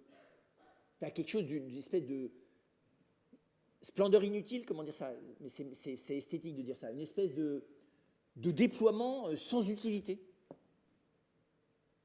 On n'a pas trouvé d'utilité scientifique à ce que la pâquerette ait, je ne sais pas combien de pétales ou je ne sais pas combien de pétales. Il n'y a pas d'utilité. Et tu te dis, mais il y a un espèce de gaspillage dans cette espèce de... Alors déjà, je ne vous parle pas des étoiles, mais c'est du gaspillage dans le standard. Tu vois, tu gaspilles, mais toujours dans le même genre, quoi. Puis c'est gaspillé pour toujours, ça ne bouge pas. Là, ça bouge tous les ans. Ton champ de pâquerette, il n'a pas été 2 années le même, quoi. Tu te dis, c'est quoi ce truc de fada, là? Ça ne sert à rien, ce truc. Alors, le scientifique s'en fout que ça ne sert à rien, parce que lui, il s'intéresse qu'à ce qui sert à quelque chose. Le poète dit, c'est génial, ça ne sert à rien, je vais en faire ma poésie, pour que ça serve à quelque chose, d'ailleurs. Sauf ça ne sert à rien. C'est définitivement du gaspillage complet, surtout que des fois, tu n'as pas un poète, puis le poète, il ne va pas réécrire un poème chaque fois qu'il va dans le champ tous les ans, tu vois. Pour chaque pâquerette, quoi. Hein. Et il n'y a pas un amoureux par pâquerette, donc ça fait beaucoup de pâquerettes qui servent vraiment à rien, quoi. Puis le poème sur les pâquerettes, il peut servir pour toutes les pâquerettes du monde. Donc c'est un truc complètement avilissant par rapport à la pâquerette. Non, mais je lui dis ça parce que c'est l'histoire du Petit Prince avec les roses. Et là, tu te dis, mais là, voilà, ça, l'engendrement qui existe chez les plantes, hein, déjà, c'est un truc qui, pour moi, ça vient complètement casser le schème, vous voyez, matérialisto-scientifique qui fait que depuis la fin des temps, il y a eu... Alors on vous dit, oui... ça a commencé il y a très très longtemps, puis alors nous on est la dernière seconde du tout petit bout, tu vois, les humains, c'est ridicule, c'est rien du tout. Mais qu'est-ce que tu me racontes là? C'est pas parce que tu vas calculer le nombre de molécules qui font la baleine que tu me fais comprendre qui elle est. Non, c'est bizarre, c'est en écoutant le chant des baleines que tu comprends qui elle est. Pas en voyant la quantité de molécules que ça déplace, ou le nombre de poissons que ça bouffe, je m'en fous moi. Vous voyez, la quantité, ça dit des choses, mais ça dit quand même enfin, c'est très petit comme angle d'attaque, on va dire ça comme ça. Et bizarrement, plus l'univers est qualitatif, plus c'est le petit bout de la lorgnette. C'est vrai d'ailleurs, la lumière, ça n'a quasiment pas de masse. C'est quand même dingue que le truc le plus fascinant de tout l'univers, quantitativement, ça avoisine rien. Moi, je trouve ça extraordinaire. Bon, pas rien. Hein. Oui. Et puis c'est en relation avec tout aussi, bizarrement. C'est le plus proche du constituant de base. Voilà, donc c'est pour dire que Enfin, moi, je suis frappé de voir qu'on l'a sous la main, ça. Chaque fois qu'un enfant, tu croises un enfant, alors, je dis de nouveau, il est suffisamment frais pour te le dire avec clarté, tout ce que je viens de vous dire là. Le problème, c'est qu'après ça, il va se fabriquer, grâce à la culture, et à ses parents, et à sa famille, tout un espèce de bazar de narration de soi-même qui n'a plus rien à voir avec ça, quoi. Parce que, dans quelle mesure je suis fidèle à ce que je viens de vous dire? Non, moi je suis parti dans mon trip avec mon film, d'être un bon religieux, d'évangéliser la planète, enfin, tout un truc qui n'a rien à voir avec ce que je viens de vous dire. Donc on décolle de notre réalité matérielle, vous voyez, généalogique, de manière totalement incohérente. Comment j'intègre ça? Parce que ça veut dire que je suis où là? Dans une généalogie. C'est Jean-Paul qui a écrit un très beau texte sur la généalogie de la personne. Tu es à un endroit dans ce fil. C'est pas parce qu'il est long et qu'il remonte à la création du monde du côté de la matière et qu'il va jusqu'à la fin du monde du côté du descendant, après toi, parce que de toute façon tu vas nourrir les pissenlits, puis les pissenlits vont peut-être nourrir des vaches, qui un jour vont nourrir des humains, et puis tu vas peut-être servir indirectement à ce que ta matière se retrouve dans un tyran futur ou un saint. Il n'y a rien de perdu de toute façon. Combien de fois tu seras remixé pour pouvoir... Enfin, c'est là-dessus d'ailleurs, c'est ce type d'observation qui est fondé le mythe de la réincarnation, hein, ou la nostalgie. Mais c'est pour dire, voilà, que vous voyez bien, la question, c'est que ça, ce dont je vous parle, c'est de l'ordre de la réalité métaphysique. Donc, si je veux être une personne humaine cohérente, je devrais, à défaut de le comprendre pleinement, l'intégrer comme un fait. Ça fait deux choses intégrées pas simples. Vous voyez ce que je disais sur cette espèce d'incandescence de l'univers, et puis cette autre chose qui fait que, voilà, je suis un vecteur potentiel, si je n'ai pas d'enfant, actuel si j'en ai, de remixage de l'univers, de transmission de l'univers. Même si je suis en attendant, d'ailleurs, rien que par la nutrition, aussi un laboratoire d'utilisation, vous voyez, là aussi, je suis un incinérateur, vous voyez, pas de poubelle, hein, mais c'est un incinérateur qualitatif. Hein. C'est ça parce qu'Aristote compare la nutrition à une coction. T'incínères, quoi. quantité de trucs, les escargots, les carottes, qui elles-mêmes ont incinéré plein de trucs. Donc, c'est une espèce de chaudière permanente. Hein. Ça représente la chaleur de l'humain. Par rapport à un glaçon, ça fait quand même une forte différence. Donc ça, c'est la deuxième expérience, qui est ce que j'appellerais le fait que nous sommes une aventure de l'univers. L'univers est sans doute, vous voyez, je dirais, si l'univers a une histoire, elle est lente. Dans cette histoire lente, il y a une histoire plus intense et plus brève qui s'appelle la vie, et dans cette histoire aventure qui est la vie, il y a une aventure tout à fait singulière qui est celle des humains. Et dans cette histoire des humains, il y a moi. Et la contribution que j'ai d'ailleurs à l'amélioration qualitative de mes semblables, ou au contraire à leur destruction. Ouais, c'est aussi, donc c'est bizarre, c'est une aventure l'univers. Là, je fais référence à un grand philosophe anglo-américain qui s'appelait Whitehead, qui était très marqué par ça, sur le fait que la notion d'aventure n'est pas simplement une histoire de western. Mon histoire est aventureuse, mon histoire singulière, elle est aventureuse. J'aurais pu ne pas naître, j'aurais pu mourir, j'ai une occasion de mourir toutes les 3 minutes. Bon. Et donc, et en plus, j'ai à assumer cette aventure. Mais cette aventure, elle s'enracine dans une aventure plus élémentaire qui s'appelle l'animal, qui est une aventure plus élémentaire qui s'appelle le vivant, qui elle-même est dans une aventure plus large qui est celle de l'univers. Et je trouve que c'est intéressant de se dire que je suis, là encore, comment j'assume la manière, c'est une métaphore toujours, hein, dont l'humain que je suis surfe sur l'aventure qui est l'aventure de l'univers. Et comment je me situe à la fois comme une partie, y compris de la famille humaine, et en même temps comme porteur de l'aventure singulière des humains. C'est une vraie question, ça. Et ça, c'est dans mon corps. Parce que la relation entre l'aventure de l'univers et moi, c'est par mon corps. Et je trouve intéressant de voir que mon corps, il est traversé par des strates d'aventure. Vous voyez ? Il est en voyage, quoi. Donc tu commences à le sédentariser, c'est la mort. Tu veux bloquer les choses, être toujours jeune, pas vieillir, avoir ta maison, ton garage, tes voitures, ta retraite, c'est fini, tu te stratifies, enfin, c'est hibernatus, quoi, tu vois, on te cryogénise, quoi. On peut se cryogéniser, c'est tout d'un coup, tu stoppes l'aventure. Tu dis maintenant, je ne bouge plus. Tu es déjà mort, d'ailleurs. Parce qu'une fois que tu es mort, tu repars dans l'aventure, hein, malgré toi. Hein. Enfin, sauf si on t'a congelé, d'ailleurs. Parce qu'on peut te cryogéniser. Et là, c'est dommage parce que tu vas servir à rien. Tu es un glaçon, congelé, tu n'as même pas doré les pissenlits, rien. C'est fini. C'est tragique, en fait. Alors, des fois, tu es congelé provisoirement, puis on te retrouve en bas du glacier, et là, on dit, oh, incroyable. L'homme de machin truc, là, qui a encore ses chaussures avec ses lacets. Troisième expérience, évidemment, la mort. Alors, la mort, c'est à la fois complètement normal. Vous comprenez ? À l'échelle de cette espèce d'énorme machine qui s'appelle la matière, tu vois bien en observant de près que, ben oui, avoir une matière qui émerge de l'inertie, qui s'appelle la vie, c'est une émergence qui comment dire ça ? C'est pas une victoire parce que c'est pas un combat, mais oui, ça utilise la matière pour la dépasser elle-même. C'est un auto-dépassement. Il y a une victoire sur l'inertie, que manifeste d'ailleurs chez les animaux le mouvement local. C'est extraordinaire de voir.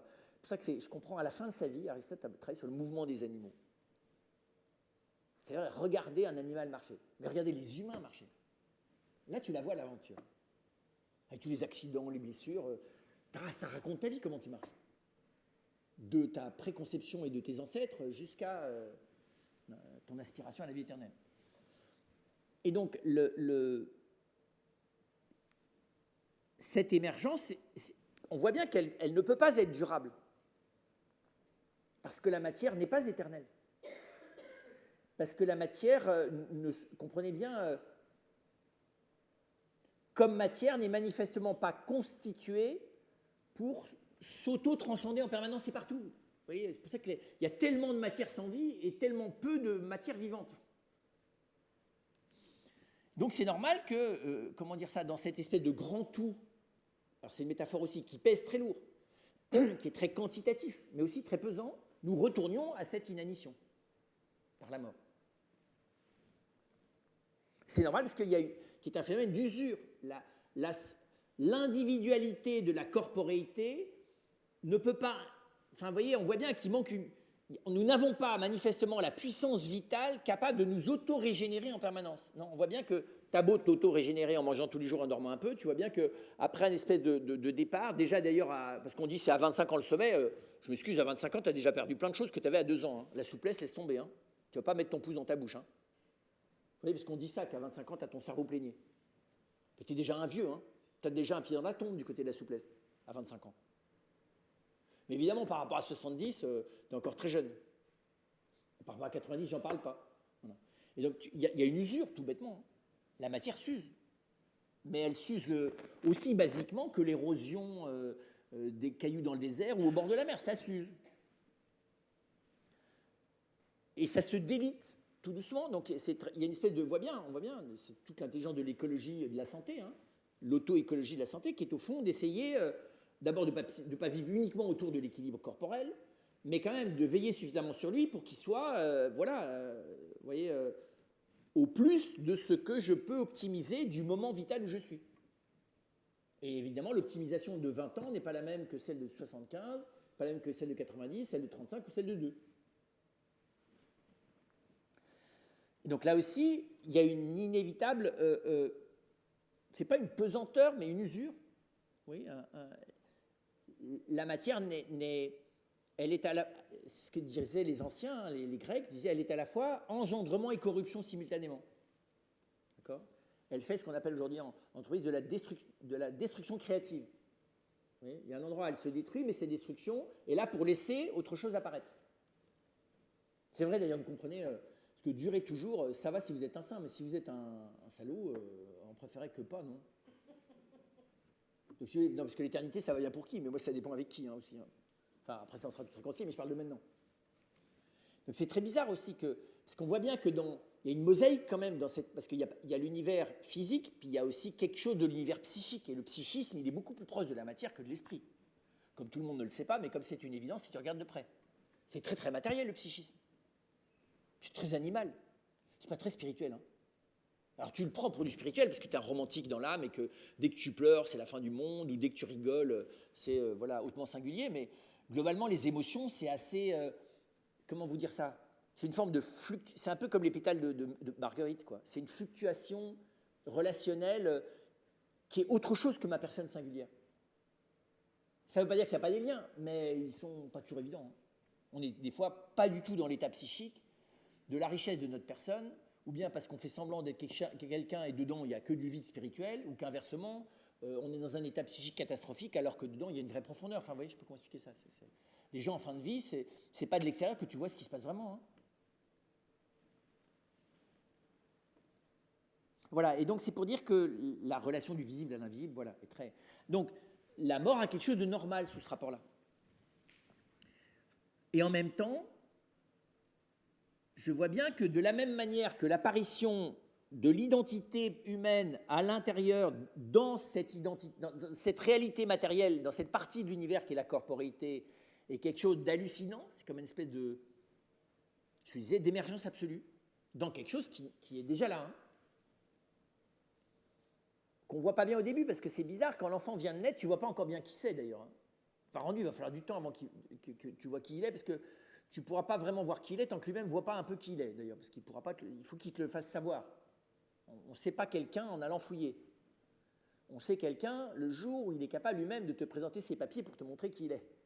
C'est très bizarre, donc il faut attendre. Et si quelqu'un qui n'arrive jamais à cette autonomie de l'autoconnaissance, tu ne pourras jamais savoir qui il est, parce qu'il ne le sait pas lui-même. C'est très bizarre la loi de l'intériorité humaine. Hein. Et encore, d'ailleurs, quand je commence à entrevoir qui je suis, pour que vraiment je sois visible, il faut que j'accepte que je ne sais pas encore très bien qui je suis, enfin, que je le sais à peine, et finalement pas du tout. Enfin, qu'en gros, j'ai un tout petit bout et quelques indices, mais qu'il y a un énorme mystère derrière les peu d'indices que je saisis de moi. C'est comme ça que tu te fais vraiment savoir. Et que d'ailleurs, l'autre peut te connaître mieux que tu te connais toi-même. C'est très bizarre, ça. Il suffit d'un peu d'humilité et de compréhension de soi pour que tout d'un coup s'ouvre la fenêtre où l'autre va pouvoir te dire des choses de toi que tu ne voyais pas. Mais tant que tu n'as pas fait ça, ça ne s'ouvre pas. Alors, je simplifie, hein. Tu peux passer à travers les filtres, et puis toujours déjà on connaît quelque chose de soi, même quand on est handicapé profond, et toujours, même si on est très lucide, il y a plein de choses qu'on ne connaît pas. Hein. Donc c'est un peu schématique ce que je suis en train de vous dire. Mais c'est pour dire que la mort, c'est dans l'autre sens, c'est comme vous voyez, autant cette espèce d'apparition première que je vois, que j'identifie au moment de la naissance, même si elle est antérieure et qu'elle est intra-utérine, à son pendant qui est cette disparition d'autrui. Et donc là, je peux dire que oui, c'est naturel, en même temps, ça crée une brèche. C'est comme si la mort opérait une césure dans l'univers. Je dirais, c'est une métaphore aussi, la matière ne s'en remettra jamais. D'avoir été désertée par ce qui lui a donné sa plénitude. C'est une image, ce que je vous dis. Ben oui, parce que la mort, c'est dans l'univers, non? La mort, c'est une désertion de l'univers par une part qui vient de l'amener à sa plénitude.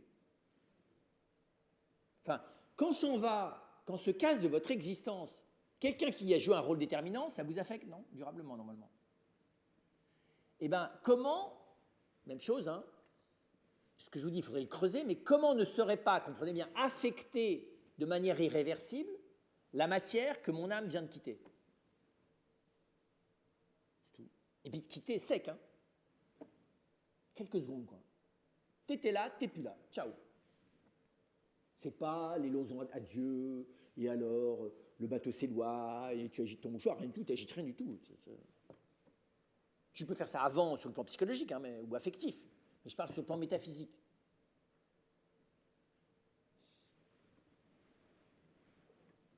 Alors il y a quelques jeux entre la mort cérébrale, l'arrêt du cœur, enfin on est d'accord, vous avez quelques minutes là. Enfin ça ne fait pas quelques heures.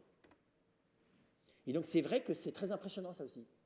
Pourquoi c'est pas un processus lent? Je sais pas, tu pourrais commencer à t'éloigner, tu vois, quelques centimètres, puis tu dis au revoir de plus loin. Enfin, je sais pas, tu vis quand même encore un peu, mais plus tout à fait. T'es plus tout à fait là, mais t'es quand même là. Non, non. Même si la personne est déjà occupée manifestement par ce qui est en train d'arriver, qui s'appelle mourir, et qu'elle n'est plus tout à fait avec toi parce qu'elle est tellement occupée par ce qui est en train de se passer, ce qu'on comprend parce que c'est un événement métaphysique premier, mais elle est quand même là, même dans l'état de coma. Voilà. Donc là, il y a quelque chose de cette comment dire ça, une discontinuité. La mort crée une discontinuité. La conception auquel je n'assiste pas d'ailleurs en plus, donc l'essence que j'ai de la conception est très faible. Donc il y a une discontinuité, puisque de nouveau, il y a une réalité matérielle dans laquelle apparaît c'est métaphorique, à quel moment, mais à un moment donné, il y a quelqu'un, et ce quelqu'un n'est pas le produit des parents, c'est autre chose. Il y a une singularité, encore une fois, qui est celle de l'identité spirituelle de la personne, qui fait sa dignité d'ailleurs. Et de l'autre côté, tu as un effacement. Et c'est très gênant parce que... Et alors, c'est où? C'est quoi? C'est pour ça que je parle d'une césure. La mort, pour moi, ça crée un trou que tu combles pas. Tu refermes la tombe. Pas le phénomène cosmique de la mort. Alors, vous allez me dire, oui, mais ça, je ne le vois pas dans la matière. Oui, sous une forme scientifique.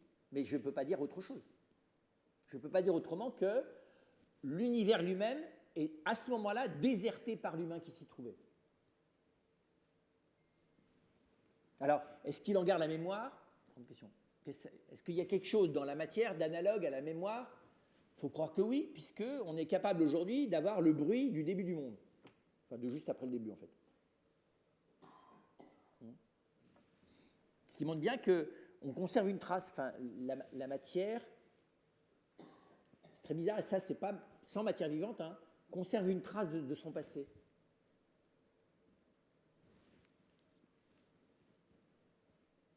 Ça veut dire ce que je vous dis, vous n'en avez, vous pouvez tout à fait me dire, vous n'en avez aucune démonstration scientifique. Parfaitement, je n'en ai aucune démonstration scientifique. Ça ne change rien à l'importance métaphysique absolue que constitue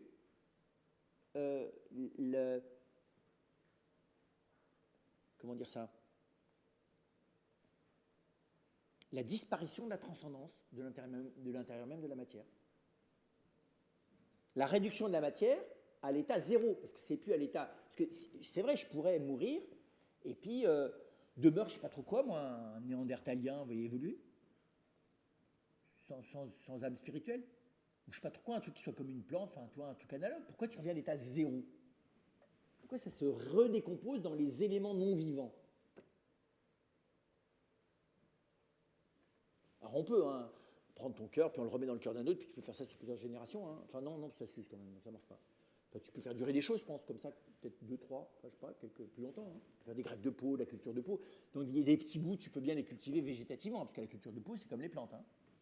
Donc il y a des trucs végétatifs en nous, la puce, à la preuve, ça se cultive.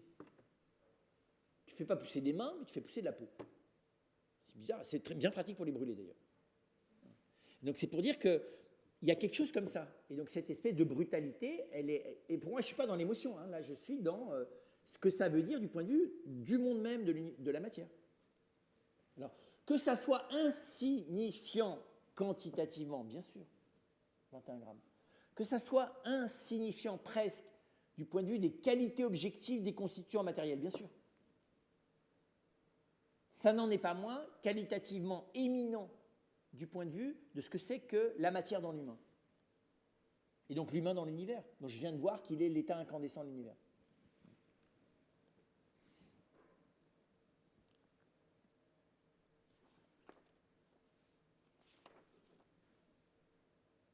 Du coup, comment conclure ? Vous voyez bien que l'humain, dans l'univers, c'est sûrement pas insignifiant. C'est tout sauf insignifiant. C'est peut-être accidentel, mais cet accident, à ce moment-là, signifie quelque chose d'éminent. Au contraire, rien n'est plus signifiant dans l'univers que l'humain. Rien n'est plus signifiant de l'univers que l'humain. Même si quantitativement, il est insignifiant. C'est le paradoxe d'ailleurs, que quantitativement, alors il y a plus insignifiant que nous, enfin, à l'échelle de l'univers, ça ne fait pas beaucoup de différence. Entre la molécule et nous, ça fait, vous voyez, il y a moins de différence quantitative qu'entre nous et la taille de l'univers tel qu'on le perçoit jusqu'à aujourd'hui.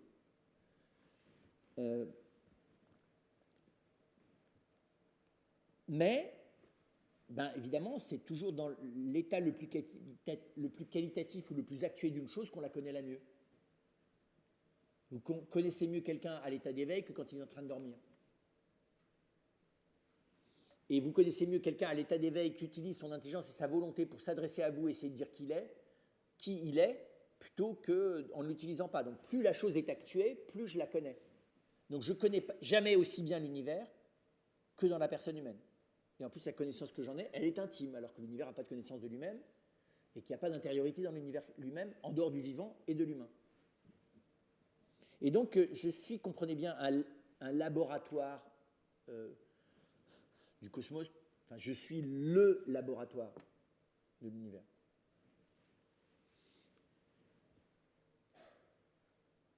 Et en même temps, évidemment, la question est de savoir quel est le sens. Si je dis c'est signifiant, au sens où c'est qualitatif, que ça dit quelque chose de ce qu'est l'univers. Maintenant, la question est de savoir est-ce que ça me dit quelque chose de pourquoi l'univers. Est-ce que l'humain suffit à lui donner un sens ? Clairement non. Est-ce que l'humain meurt ? Si l'humain suffisait à donner une plénitude à l'univers, il ne mourrait pas. Et donc ça, c'est pas simple, ça, de savoir... ce qui veut dire que dans la relation de l'homme à l'univers, il reste quelque chose d'inachevé. L'univers ne s'achève pas dans l'humain. L'humain ne s'achève sûrement pas par sa mort. Et donc quelque chose de la relation de l'homme à l'univers signifie que l'aventure est inachevée, aussi bien celle de l'univers que celle de l'humain. Et alors c'est très étonnant de voir dans les mythologies ou dans l'imaginaire moderne, Hollywood est bourré de ça, mais le Bollywood aussi, et le cinéma chinois aussi, sur c'est quoi l'achèvement ? C'est un surhomme, c'est un homme transcendant, c'est un mutant, c'est un... Comment on appelle ça aujourd'hui vous savez le truc, l'homme augmenté, là, un transhumanisme. Oui. C'est un homme augmenté. C'est très bizarre. Mais c'est un homme qui est la synthèse de tous les hommes, c'est un seul, c'est chacun de nous, faudrait choisir, quoi, tu vois, parce que si l'achèvement est unique et multiple, il faut choisir. Donc, s'il est unique, est-ce qu'il vaut mieux que ce soit vous ou moi, j'en sais rien. Ou quelque chose qui soit considéré... Enfin, voilà, alors on est dans le délire, mais juste, il y a un truc là. Et donc, bizarrement, nous sommes aussi une question. Nous sommes une question. Nous sommes l'interrogation dans l'univers, de l'univers à l'égard de son futur.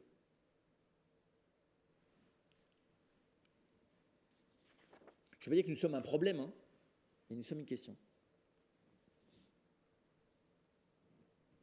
Parce que, oui, nous sommes la fine pointe du devenir de l'univers, nous sommes l'endroit où ce devenir atteint sa fin réellement mais partiellement.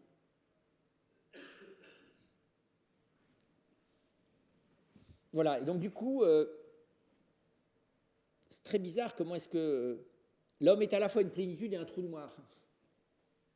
C'est une plénitude, mais c'est en même temps un trou noir, c'est-à-dire qu'avec lui, de nouveau, une brèche s'ouvre sur quelque chose qui est à la fois au-delà de l'univers et qui ne me permet pas de comprendre quelle est la fin ultime de l'univers. Donc c'est intéressant parce que du coup, l'humain est le lieu, comment dire ça, où l'univers s'oriente vers au-delà de lui-même sans pouvoir l'atteindre pleinement. Et là, de nouveau, je prends l'exemple de ce que dit Whitehead. Il dit l'univers est un projet, c'est une projection vers un horizon que je ne connais pas, et que ça n'est que cet horizon qui donnera un sens plénier au projet qu'il est. Voilà. Et l'homme dit quelque chose de ce projet, mais comme il ne réalise pas la plénitude, puisque nous mourrons, alors voilà, il n'est qu'un indice de cet horizon. Pour ça, je prends l'exemple du trou noir. Hein. Vous savez, un trou noir, je ne le comprends que par l'au-delà de ce qui est en deçà. Je ne comprends pas le trou noir par l'en-deçà. Je comprends le trou noir par l'au-delà de l'observation que j'en ai. Le trou noir me dit quelque chose qui est au-delà de ce que j'en observe. Ça va, ça, comme ça?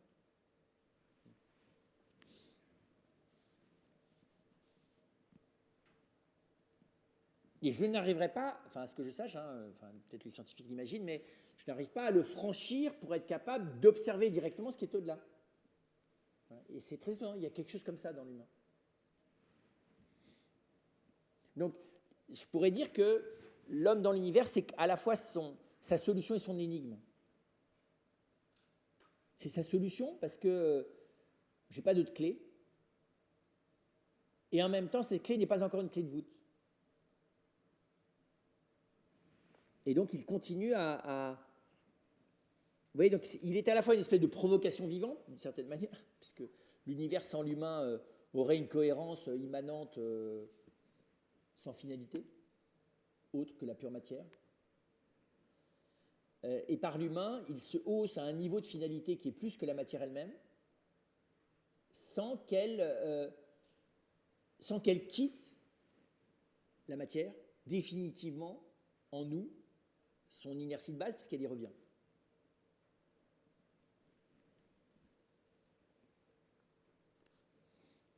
Voilà, alors il y a un dernier niveau qui est de se demander est-ce que la famille des humains, qui est aussi une réalité physique, va plus loin que va la singularité, parce que la famille, elle ne meurt pas, elle. Elle pourrait, c'est notre grand fantasme contemporain, elle pourrait disparaître, mais en attendant, pour l'instant, elle ne disparaît pas. Et bien sûr que quand là aussi, les optimistes, les pessimistes diront, vu comme on voit le fonctionnement de l'humain, ça serait normal que statistiquement, il finisse par mettre fin à ses propres jours. Voilà.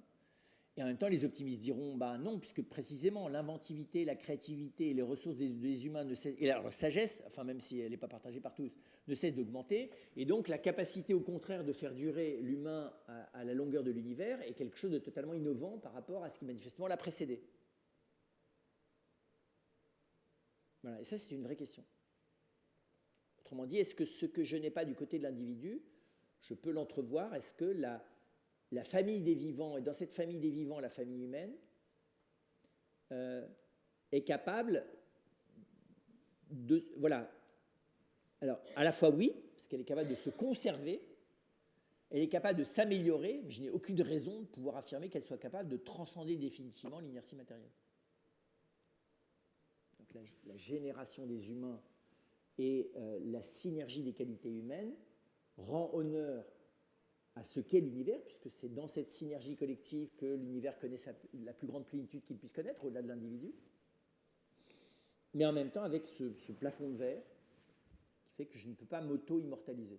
Je dis ça parce que c'était le rêve de Sri Aurobindo. Je ne sais pas si vous connaissez Sri Aurobindo. Sri Aurobindo avait rêvé à un moment donné que l'esprit puisse, par travail sur soi, auto-régénérer les cellules. Il a essayé, il est mort. Mais j'aime bien comme, vous voyez, et c'est la thématique de Bergson, hein, qui est de dire, il nous manque un surplus d'âme. Quelque chose de l'identité vitale de l'humain qui lui vient de par-delà l'univers, qui s'appelle l'âme ou l'esprit, pour être plus précis, parce que l'âme, elle a une part qui vient de l'intérieur de l'univers, n'est pas suffisamment puissant, n'est pas suffisamment proportionné au défi dit inertique que lui lance l'univers entier. Il lui faudrait un plus d'âme, ou une âme collective qui soit une super âme. Enfin, bon, c'est mignon, hein, c'est intéressant. Bergson disait ça évidemment parce qu'il pensait après sa conversion, enfin une part de conversion, à la grâce. Voilà, donc il y a une vraie question. À vous les questions.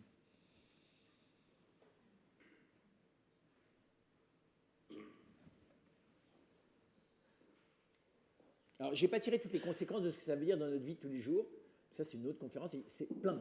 Ça change tout. Si on était là-dedans, on ne serait pas les mêmes. Ne serait-ce que peut-être juste ça. Si on était à l'école de la matière qui s'appelle le corps, on serait 1000 fois moins idiots, 1000 fois moins brutaux, en ayant beaucoup moins peur et 1000 fois moins angoissés. Puisque le corps, c'est la sagesse présente dans l'univers à livre ouvert. Non ?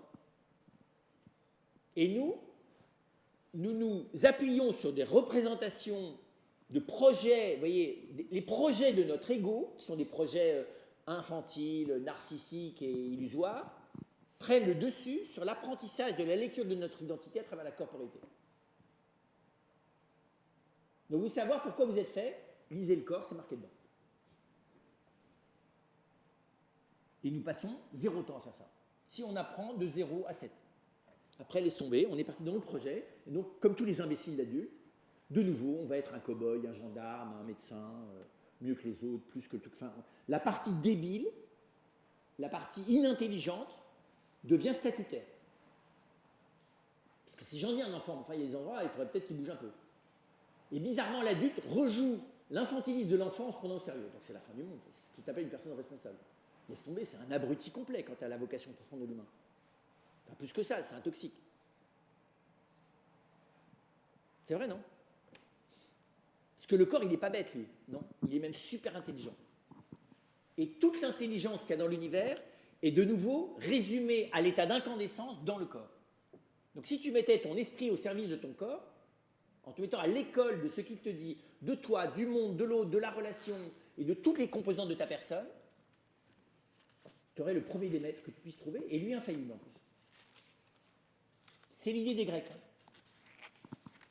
Et nous, on a tiré un trait, on a dit non, rêve-toi. Ton rêve, ça ne dépasse pas les petites bagnoles ou la princesse. Walt Disney. Tu as beaucoup développé donc la dialectique entre l'homme et l'univers, l'homme qui au fond n'est pas est tout petit devant l'univers, mais au fond est quelque chose d'extraordinaire qui au fond d'une certaine façon transcende l'univers. Mais il y a quand même la question qu'on n'est peut-être pas tout seul, qu'il y a peut-être d'autres civilisations. Tout à fait. Tu n'en as pas parlé de ça. Alors, j'en ai pas parlé parce que le philosophe ne travaille pas sur les possibles. Donc, dans l'ordre des possibles en soi, le philosophe n'a rien contre le fait qu'il y ait quelque part des configurations cosmologiques, cosmiques, qui fassent que puissent exister des conditions d'existence d'une vie analogue à la nôtre ou autre. Why not ? En plus, si le philosophe écoute vaguement les traditions religieuses, ça fait des millénaires qu'on lui parle des anges, donc d'êtres réels, non corporels. Donc des extraterrestres, il y a tout ce qu'il faut là-dedans. Non, mais c'est vrai. Tu veux chercher des extraterrestres, alors nous, les anges, les cathos, ils imaginent des anges avec des petites ailes et tout ça, avec l'ange gardien tout le bidule, mais je ne te parle pas de ça. Je parle de réalité métaphysique non corporelle. Voilà. Donc ça, c'est vieux comme le monde, et ça existe dans toutes les traditions. Mais ceci dit, je ne les ai pas sous la main, je n'ai pas de preuves. Voilà. Et donc le philosophe dit, c'est très gentil, tout ce que vous racontez là, mais en attendant, moi, dans l'observation, donc la possibilité, il n'y a pas de problème. Mais le philosophe ne travaille pas là-dessus. Et donc, qu'est-ce que ça changerait ? Je suis incapable de le dire. Parce que ça dépend de quoi. Si je trouve à l'autre bout de l'univers, pourvu qu'il y ait un bout, des protozoaires à l'état statique, ou des amibes. Je suis très ému. Très ému. Non, mais c'est mes petites sœurs. Non, mais c'est vrai que ça, c'est pas un problème si grave que ça. Ce sera un autre accomplissement de l'univers. S'il y a une autre. Oui. En soi, j'ai rien contre. Hein. Mais alors, il n'y a rien qui m'indique ça. Non. Il n'y a rien qui m'indique. Je ne dis pas que statistiquement,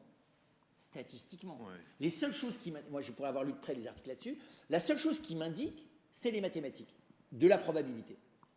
C'est pas une indication, ça. Non, il y a quand même, maintenant, on sait qu'il y a des planètes qui tournent autour d'autres soleils. Ah, c'est sûr, ça. Et on ne le savait pas de façon sûre. Avant, c'était une possibilité, justement. Maintenant, c'est sûr. Tout à fait. Et donc, il y a quand même... Il y a beaucoup de gens qui pensent que ça serait étonnant qu'il n'y ait pas... effectivement, statistiquement... Mais tu vois, c'est typique, tu dis... Il y a beaucoup de gens qui pensent que ça serait étonnant. Oui, on n'en sait rien, c'est sûr. Donc, le philosophe n'a rien contre les opinions. Oui, pour le moment, c'est pas, c'est vrai. Mais ce n'est pas de l'ordre de l'expérience. Et de nouveau, il n'y a rien, enfin moi je n'ai rien entendu, y compris dans les sciences scientifiques, qui m'indique qu'il y aurait. Je ne dis pas que le scientifique dise il pourrait, mais je n'ai pas de problème avec ça. Mais le philosophe travaille sur, non pas le possible, mais au moins un indice du réel. Mais ce que je veux dire, c'est que ça a quand même avancé, parce que il y a pas longtemps, on ne savait pas qu'il y avait des planètes. Alors moi, ce que j'ai entendu dire aussi, c'est que quand il s'agit d'évaluer quantitativement les statistiques de possibilité qu'un équilibre analogue au nôtre existe, là, on est beaucoup plus loin. Parce qu'en gros, c'est tout à fait normal d'ailleurs, parce que notre compréhension des conditions de possibilité est très faible. Oui. Voilà. Donc notre compréhension des conditions qu'il faut pour que ceci puisse exister est très petite, et que donc mais ce que je veux dire, juste ça augmente de dizaines d'années en dizaines d'années. C'est-à-dire plus on creuse, en gros, l'espèce de fragilité précaire de l'existence de la vie, je ne parle même pas de l'existence de l'humain, et plus on augmente comment dire ça, la statistique de la possibilité qui existe augmente. Si c'était simple, si les conditions de possibilité d'apparition de la vie étaient simples, alors la probabilité serait haute. Mais plus ces conditions sont exceptionnelles, voire totalement accidentelles, voire hasardeuses, et plus on est mal. Or là-dessus, soyons honnêtes, on est dans l'enfance du début de l'art. Ouais. Je ne parle pas de la conscience, hein, parce que alors, la conscience, là, moi, les articles que j'ai lus comme philosophe, ça fait juste sourire ou rire. Que la conscience, t'as qui peut scientifiquement dire quelque chose sur le sujet? Là, on est passé de rien à conscience qu'on dira longtemps rien. Enfin, il y a eu les molécules, on sait qu'il y a si on fait un mélange d'un certain nombre de gaz de base et qu'on fait des décharges électriques, il y a des molécules organiques de chimie organique assez complexes. Alors si j'ai bien compris ce qu'on m'a expliqué, c'est que ça donne des molécules, ça donne pas de cellules. Non, ça donne pas de cellules. Non, mais enfin, c'est déjà un premier pas. Oui.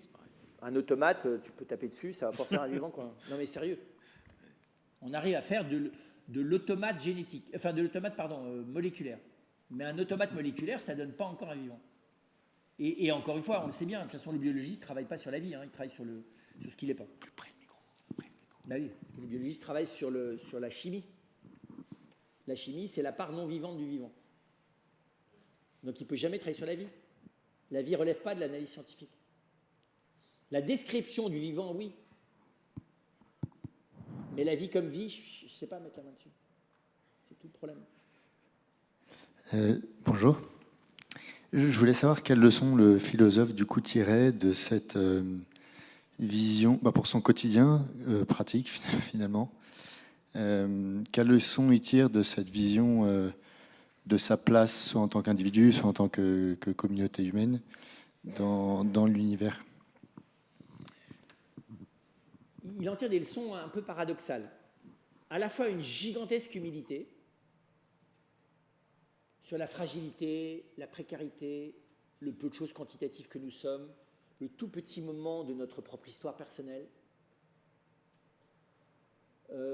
l'incommensurable complexité et merveille qui est tout ça, quoi. Donc vraiment l'humilité était plutôt tétanisée en disant waouh.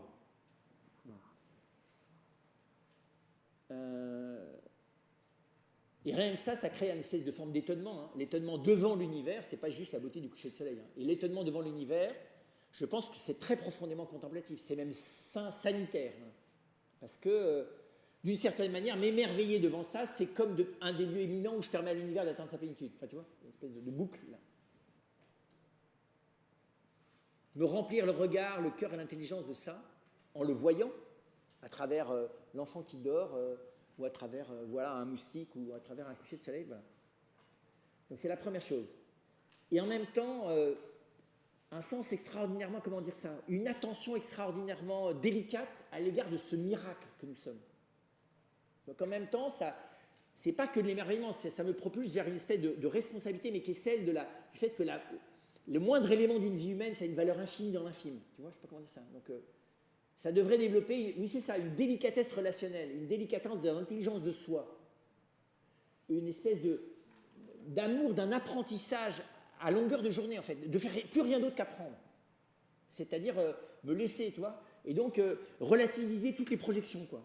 En disant, mais j'ai déjà tellement sous la main, on verra quand j'aurai fini pour me projeter dans autre chose, quoi. Oui, c'est ça, j'ai envie de dire, on n'a jamais vraiment fini, quoi. Et puis, Voilà.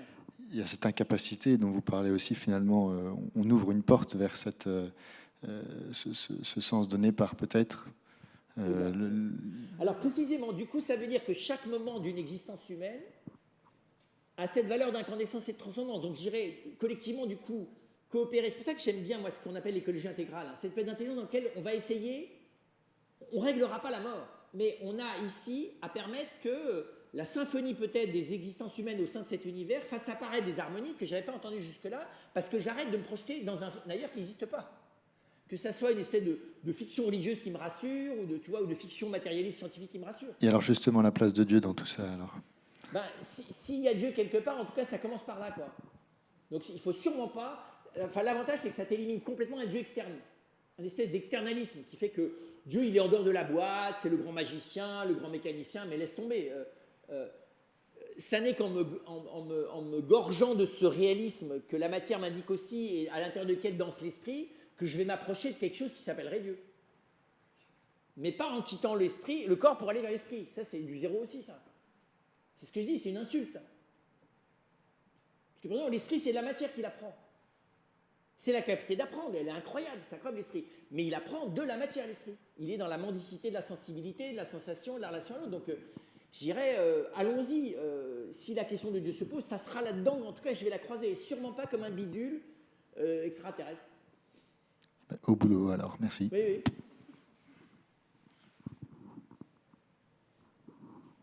Oui, parce que j'aurais pu le dire, c'est ni du panthéisme, ni de l'extrinsèquisme religieux. Enfin voilà, je trouve que ça donne la juste mesure des choses. Parce que le panthéisme risque de dissoudre la valeur de la singularité humaine. Imaginez un dieu comme un Superman, tu vois, je veux dire, qui a d'ailleurs plutôt tous les défauts de l'humain, comme la toute-puissance et tous ces trucs-là, mais qui a rien de la délicatesse, de la légèreté et du souffle, quoi. Bah, tout ça, ça va pas, quoi. Donc c'est une espèce aussi de désintoxication de la représentation religieuse ou du matérialisme athée dans ce qu'il y a de primaire, dans les deux sens. Et te dire, bah, allons à l'école, quoi. Et on a tout sous la main. Vous avez parlé de plusieurs expériences humaines qui nous parlent de la qualité humaine face à la grandeur de l'univers. Et je voulais en relever une autre qui est l'expérience de la relation dans la famille, dans l'amour, comment dire, l'univers entier n'a plus la même valeur parce s'il n'y a pas telle personne en face de moi, ma mère, mon père, mon épouse, mon époux, est-ce que dans ce regard-là, justement, on ne voit pas poindre cette qualité d'une manière éminente dans le regard de l'autre et l'autre qui est lié à moi? Alors, c'est tout à fait vrai, pour autant que la famille soit ça, mais elle peut être exactement l'inverse. La famille, ça peut être l'éteignoir total de l'émerveillement. Hein. Donc, la famille comme telle, ce n'est pas la famille en soi. Ça n'existe pas la famille en soi. Parce que la famille, elle est le lieu qui surprojette sur moi, qui surinvestit sur ma personne, qui m'empêche complètement. Mais en soi, au-delà de la famille, c'est vrai que toute relation humaine dans laquelle chacun est apprenant de l'autre devient une espèce de chambre d'écho de la merveille qui est autrui. Là, évidemment, c'est un lieu d'accélération de cette incandescence, c'est très vrai. C'est pas soi-même avec moi-même, c'est pas uniquement moi face à l'univers. C'est évident que la relation humaine est un lieu. d'émerveillement. Et quand l'émerveillement est réciproque et qu'en plus la communauté humaine essaye de s'organiser pour le permettre, c'est clair. C'est ce que j'appelle l'écologie intégrale. C'est-à-dire qu'effectivement, ce temps du repos et de l'émerveillement les uns face aux autres devrait être un bon étalonnage de ce que c'est qu'une communauté humaine ou une communauté inhumaine. Et on est mal barré chez nous, là, les Occidentaux. Hein. Parce qu'on est dans la trépidation imaginaire, enfin voilà, et t'as pas le temps, quoi. Et donc là, il y a vraiment quelque chose, je suis tout à fait d'accord, qui fait partie de cette... effectivement, de cette expérience éminente,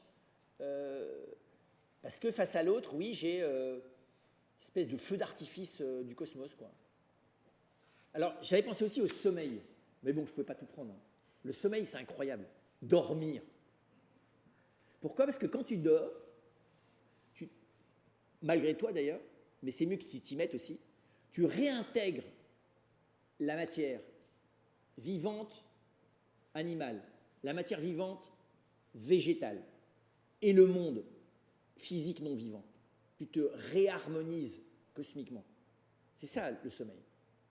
Et je trouve ça génial que tu aies besoin d'être remis malgré toi à l'école de l'univers. Mais le tout, c'est qu'il faudrait le vivre intelligemment. Tant qu'à être à l'école quand tu dors, autant l'être de manière consentante quand tu es éveillé. Et donc pour moi, on apprend à... Enfin, moi je suis persuadé, j'y arrive pas encore bien, hein, mais on doit apprendre à s'endormir. On doit apprendre à consentir au sommeil. Alors tu me diras, oui, mais quand tu as la migraine et que tu présentes un insomniaque, c'est vrai que c'est l'horreur. Parce que ça te met dans un état, oui, qui est une espèce de violence faite à ta relation à l'univers. C'est très bizarre hein, qu'on passe tant de temps à dormir dans une vie. Hein.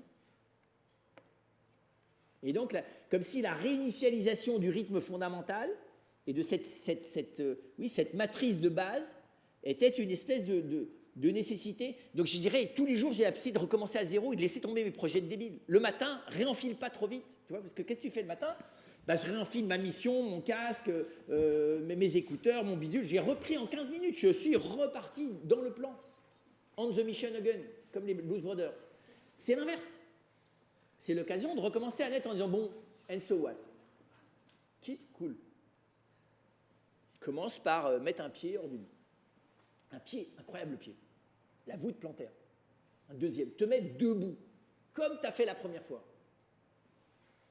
On ne sait pas faire ça. Mais si on prenait le temps de se lever hors du lit en laissant s'enrichir l'expérience du première fois où on a marché, ce qui arrive quand les gens se sont cassés les reins, le dos, et qui se remettent à marcher 1 an plus tard, 6 mois, 2 ans plus tard, et qui te disent, mais le premier pas que j'ai remis au sol, il faut quoi? Qu'on te brise en morceaux pour que tout d'un coup tu t'aperçoives que marcher, c'est te remettre dans la droiture intérieure. Enfin voilà, donc c'est pour ça que je parlais de l'école du corps. Et alors, cette espèce de monde dans lequel on se saborde le sommeil, le lever, on se saborde tout, quoi. Donc tu regardes tes mails avant de te coucher. Non, mais c'est vrai, c'est tant t'injecter, de sniffer une raille de coke, quoi. C'est pour dire que, voilà, et là, il y a quelque chose, alors bon, je ne veux pas rêver, on est aussi en temps de guerre, et en temps de guerre, tu n'as pas le temps non plus de faire de la décoration écologique, hein, on est d'accord. Dans les tranchées, déjà de survivre, c'était déjà beaucoup, et il y a des jours, ça ressemble un peu à ça.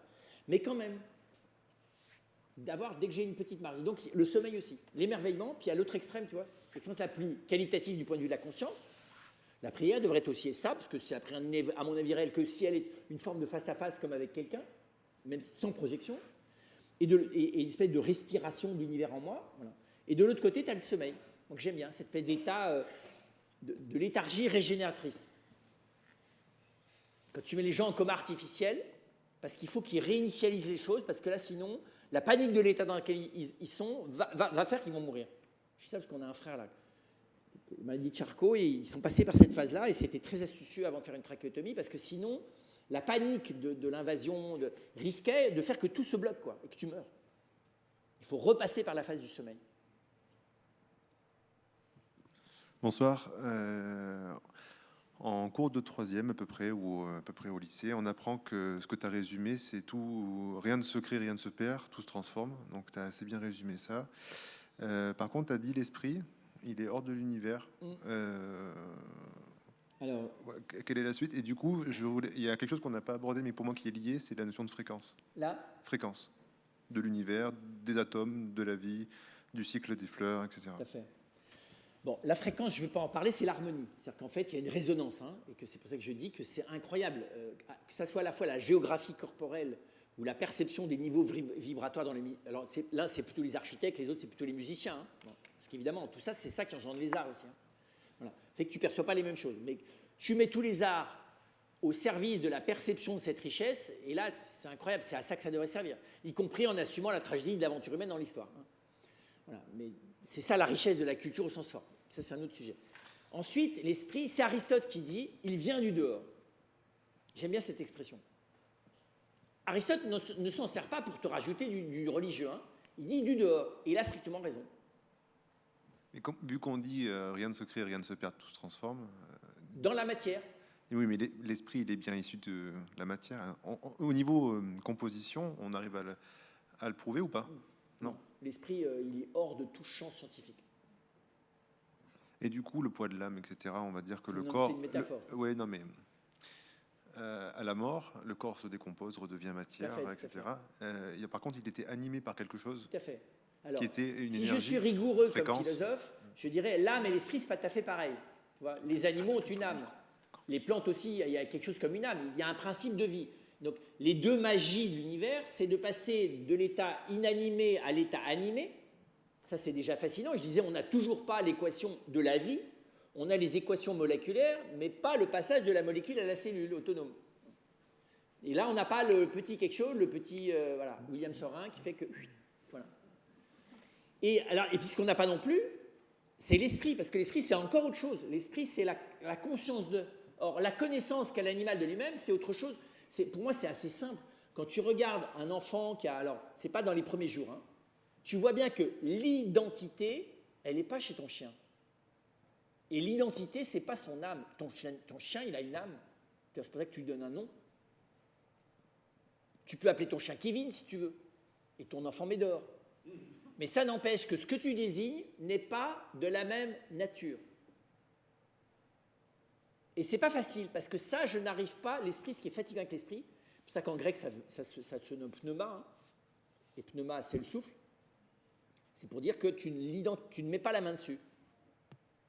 L'esprit, tu le perçois mieux quand tu le perçois comme quelque chose qui traverse le regard de l'autre et qui te touche dans ton identité, par exemple. Mais ce n'est pas la raison. Il n'y a pas de raison sans esprit, mais la raison, on voit bien, elle a une forme informatique qu'on a réussi à mettre dans un ordinateur. C'est pour ça que parler de raison artificielle, ça ne me gêne pas. Parler d'intelligence artificielle, ça veut juste rien dire dans les mots. Parce que le mot intelligence, chez les Grecs, le nous, pour le coup, c'est cette part-là. La part transcendante, c'est le nous. C'est ce truc qui fait que c'est comme une espèce d'étincelle, un truc qui n'est pas de même nature que la matière et qui n'est pas fluctuant. Pourquoi est-ce que... C'est pas pourquoi. Quand tu as connu quelqu'un à 2 ans, que tu le rencontres à 32 ans, puis à 52 ans, tu peux dire, il y a un endroit où c'est strictement le même. Et à ça, il n'y a rien à ajouter. Il y a quelque chose d'absolu là. C'est quoi ça? Ben voilà, ça, c'est pas de la matière. Et c'est énervant parce que tu n'arrives pas à comprendre la relation de ça à ça. Et le travail d'Aristote, c'était de dire, mais entraîne-toi, passe de l'un à l'autre, puis à un moment donné, tu vas voir, tu ne vas plus te poser la question, ça va devenir une évidence. C'est très mignon, ça. Et quand ça quitte le corps, ça va où? Le « où » n'a peut-être pas beaucoup de sens, parce que le « où » veut dire lieu. Le lieu, c'est le corps. Ça va quoi, alors? Ça va quoi? Ben, c'est l'humilité du philosophe. Il a mais zéro idée de chez zéro idée. Et je trouve que c'est bon d'avoir cette humilité-là. Même si c'est par exemple à la fois, hein, pour moi, c'est deux niveaux qui n'ont rien à voir. Et ce niveau-là, c'est dire, ouais, c'est très bizarre. Là, je suis devant un énorme point d'interrogation. Ce que je sais, c'est que ça ne peut pas être détruit. Parce que ce n'est pas de l'ordre du corruptible. Est-ce que c'est anéantissable? J'en sais rien, là, ça change de mon champ. Le passage de l'être au néant, c'est ce qui est hors de mon champ de compétences. De l'inexistence, c'est-à-dire le néant, à l'existence de quelqu'un, je ne sais pas, vraiment je ne sais pas. C'est vertigineux d'ailleurs, hein, dans la fécondité. Tu vas permettre qu'un être irrémissible apparaisse dans le monde. Même s'il apparaît un temps d'abord dans sa dimension corporelle, mais après, je n'ai aucune idée de la suite, je sais juste que ce n'est pas destructible. Tout à l'heure, tu as dit l'esprit change la matière par rapport au corps, donc il laisse une Oui. trace, il se passe un schisme, etc. Oui, Est-ce que par l'esprit, on peut changer la matière du coup? oui, c'est ce qu'on fait tous les jours. Si je Selon regarde, la manière dont j'exerce ma vie spirituelle, au sens philosophique du terme, la manière dont je cherche à connaître, la manière dont j'aime, la manière dont je me mets à l'école du réel que je suis moi-même, ma manière d'être dans mon corps n'est plus la même. donc par rapport au corps, mais à l'extérieur du corps, si je regarde intensément une pierre avec mon esprit, Non, ton esprit ne va pas faire grand-chose. Si tu fais quelque chose, ça ne sera pas par ton esprit. Ça sera par la manière dont ton esprit te permet d'être physiquement plus présent à la pierre. Donc ce n'est pas ton esprit qui va bouger les choses, c'est par le corps, ou le psychisme, qui est matériel presque. donc au niveau de la fréquence que je pourrais émettre éventuellement sur l'intention que je mettrais sur cette C'est le pierre, psychisme, la fréquence. ça, on n'est que dans le... Dans D'accord. le psychisme, les émotions ont un fondement biologique. Et donc, il y a du fréquentiel dans le biologique et il y en a dans les émotions. Donc je fais Tu vois bien, tu rentres dans une pièce, tu dis, oh, l'ambiance là. Fréquentiel. Tu n'as pas vu la tête des gens, ils sont tous de dos, tu rentres, tu dis, ouf, c'est chargé là. C'est quoi? C'est le fréquentiel psychique, c'est pas l'esprit. C'est énervant, hein. Oui. Mais j'aime, moi, qu'il y ait cette espèce de truc qui est plus présent. C'est ça, enfin voilà, que la fine pointe de notre être soit de l'ordre du non visible intense et non caractérisable selon nos petites boîtes et nos petits. Moi, j'aime bien ça. C'est comme voilà. Merci. C'est ça qui. Ça pourrait empêcher de dormir. C'est vrai que je pense que quand le contemplatif commence, enfin, je ne dis pas que j'en suis sûr, mais quand on commence à être émerveillé des choses, c'est vrai qu'on peut se dire, mais pourquoi est-ce qu'il faut dormir? Et on devrait pouvoir se fixer dans l'extase contemplative. Mais ça, c'est très orgueilleux, parce que précisément, c'est très centré sur soi. Si je dors, c'est pour la relation à l'autre. Si je suis là, je suis fixé dans ma petite contemplation autosatisfaisante, je risque de finir par éliminer autrui. Hein. Alors qu'autrui, c'est de l'empathie. Donc c'est de la participation à la lourdeur les uns des autres, donc tu as intérêt à être reposé là, tu vois, à redescendre dans cette espèce de porosité. Le sommeil permet de réaugmenter la porosité relationnelle. Parce qu'en moi, il y a la place pour d'autres. J'aimerais bien ne pas avoir à m'en charger. Mais d'ailleurs, on n'a pas, c'est pas pour les... Il faut les accueillir sans s'en charger, c'est compliqué ça. Hein. Laisser l'autre demeurer en moi sans qu'il devienne un poids. Voilà, on s'entraîne, hein. Mais c'est quand même ça, je n'en ai pas parlé, mais c'est l'autre grande aventure humaine. Mais celle-là, oui, ça a un effet sur l'univers, mais l'univers là-dessus est plus l'écrin qui va pouvoir donner parole à ça. Hein. Mais c'est pas, voilà, je ne pouvais pas tout faire. Cette partie-là, c'est la relation. Bon, allez, il faut aller faire dodo, c'est le cas.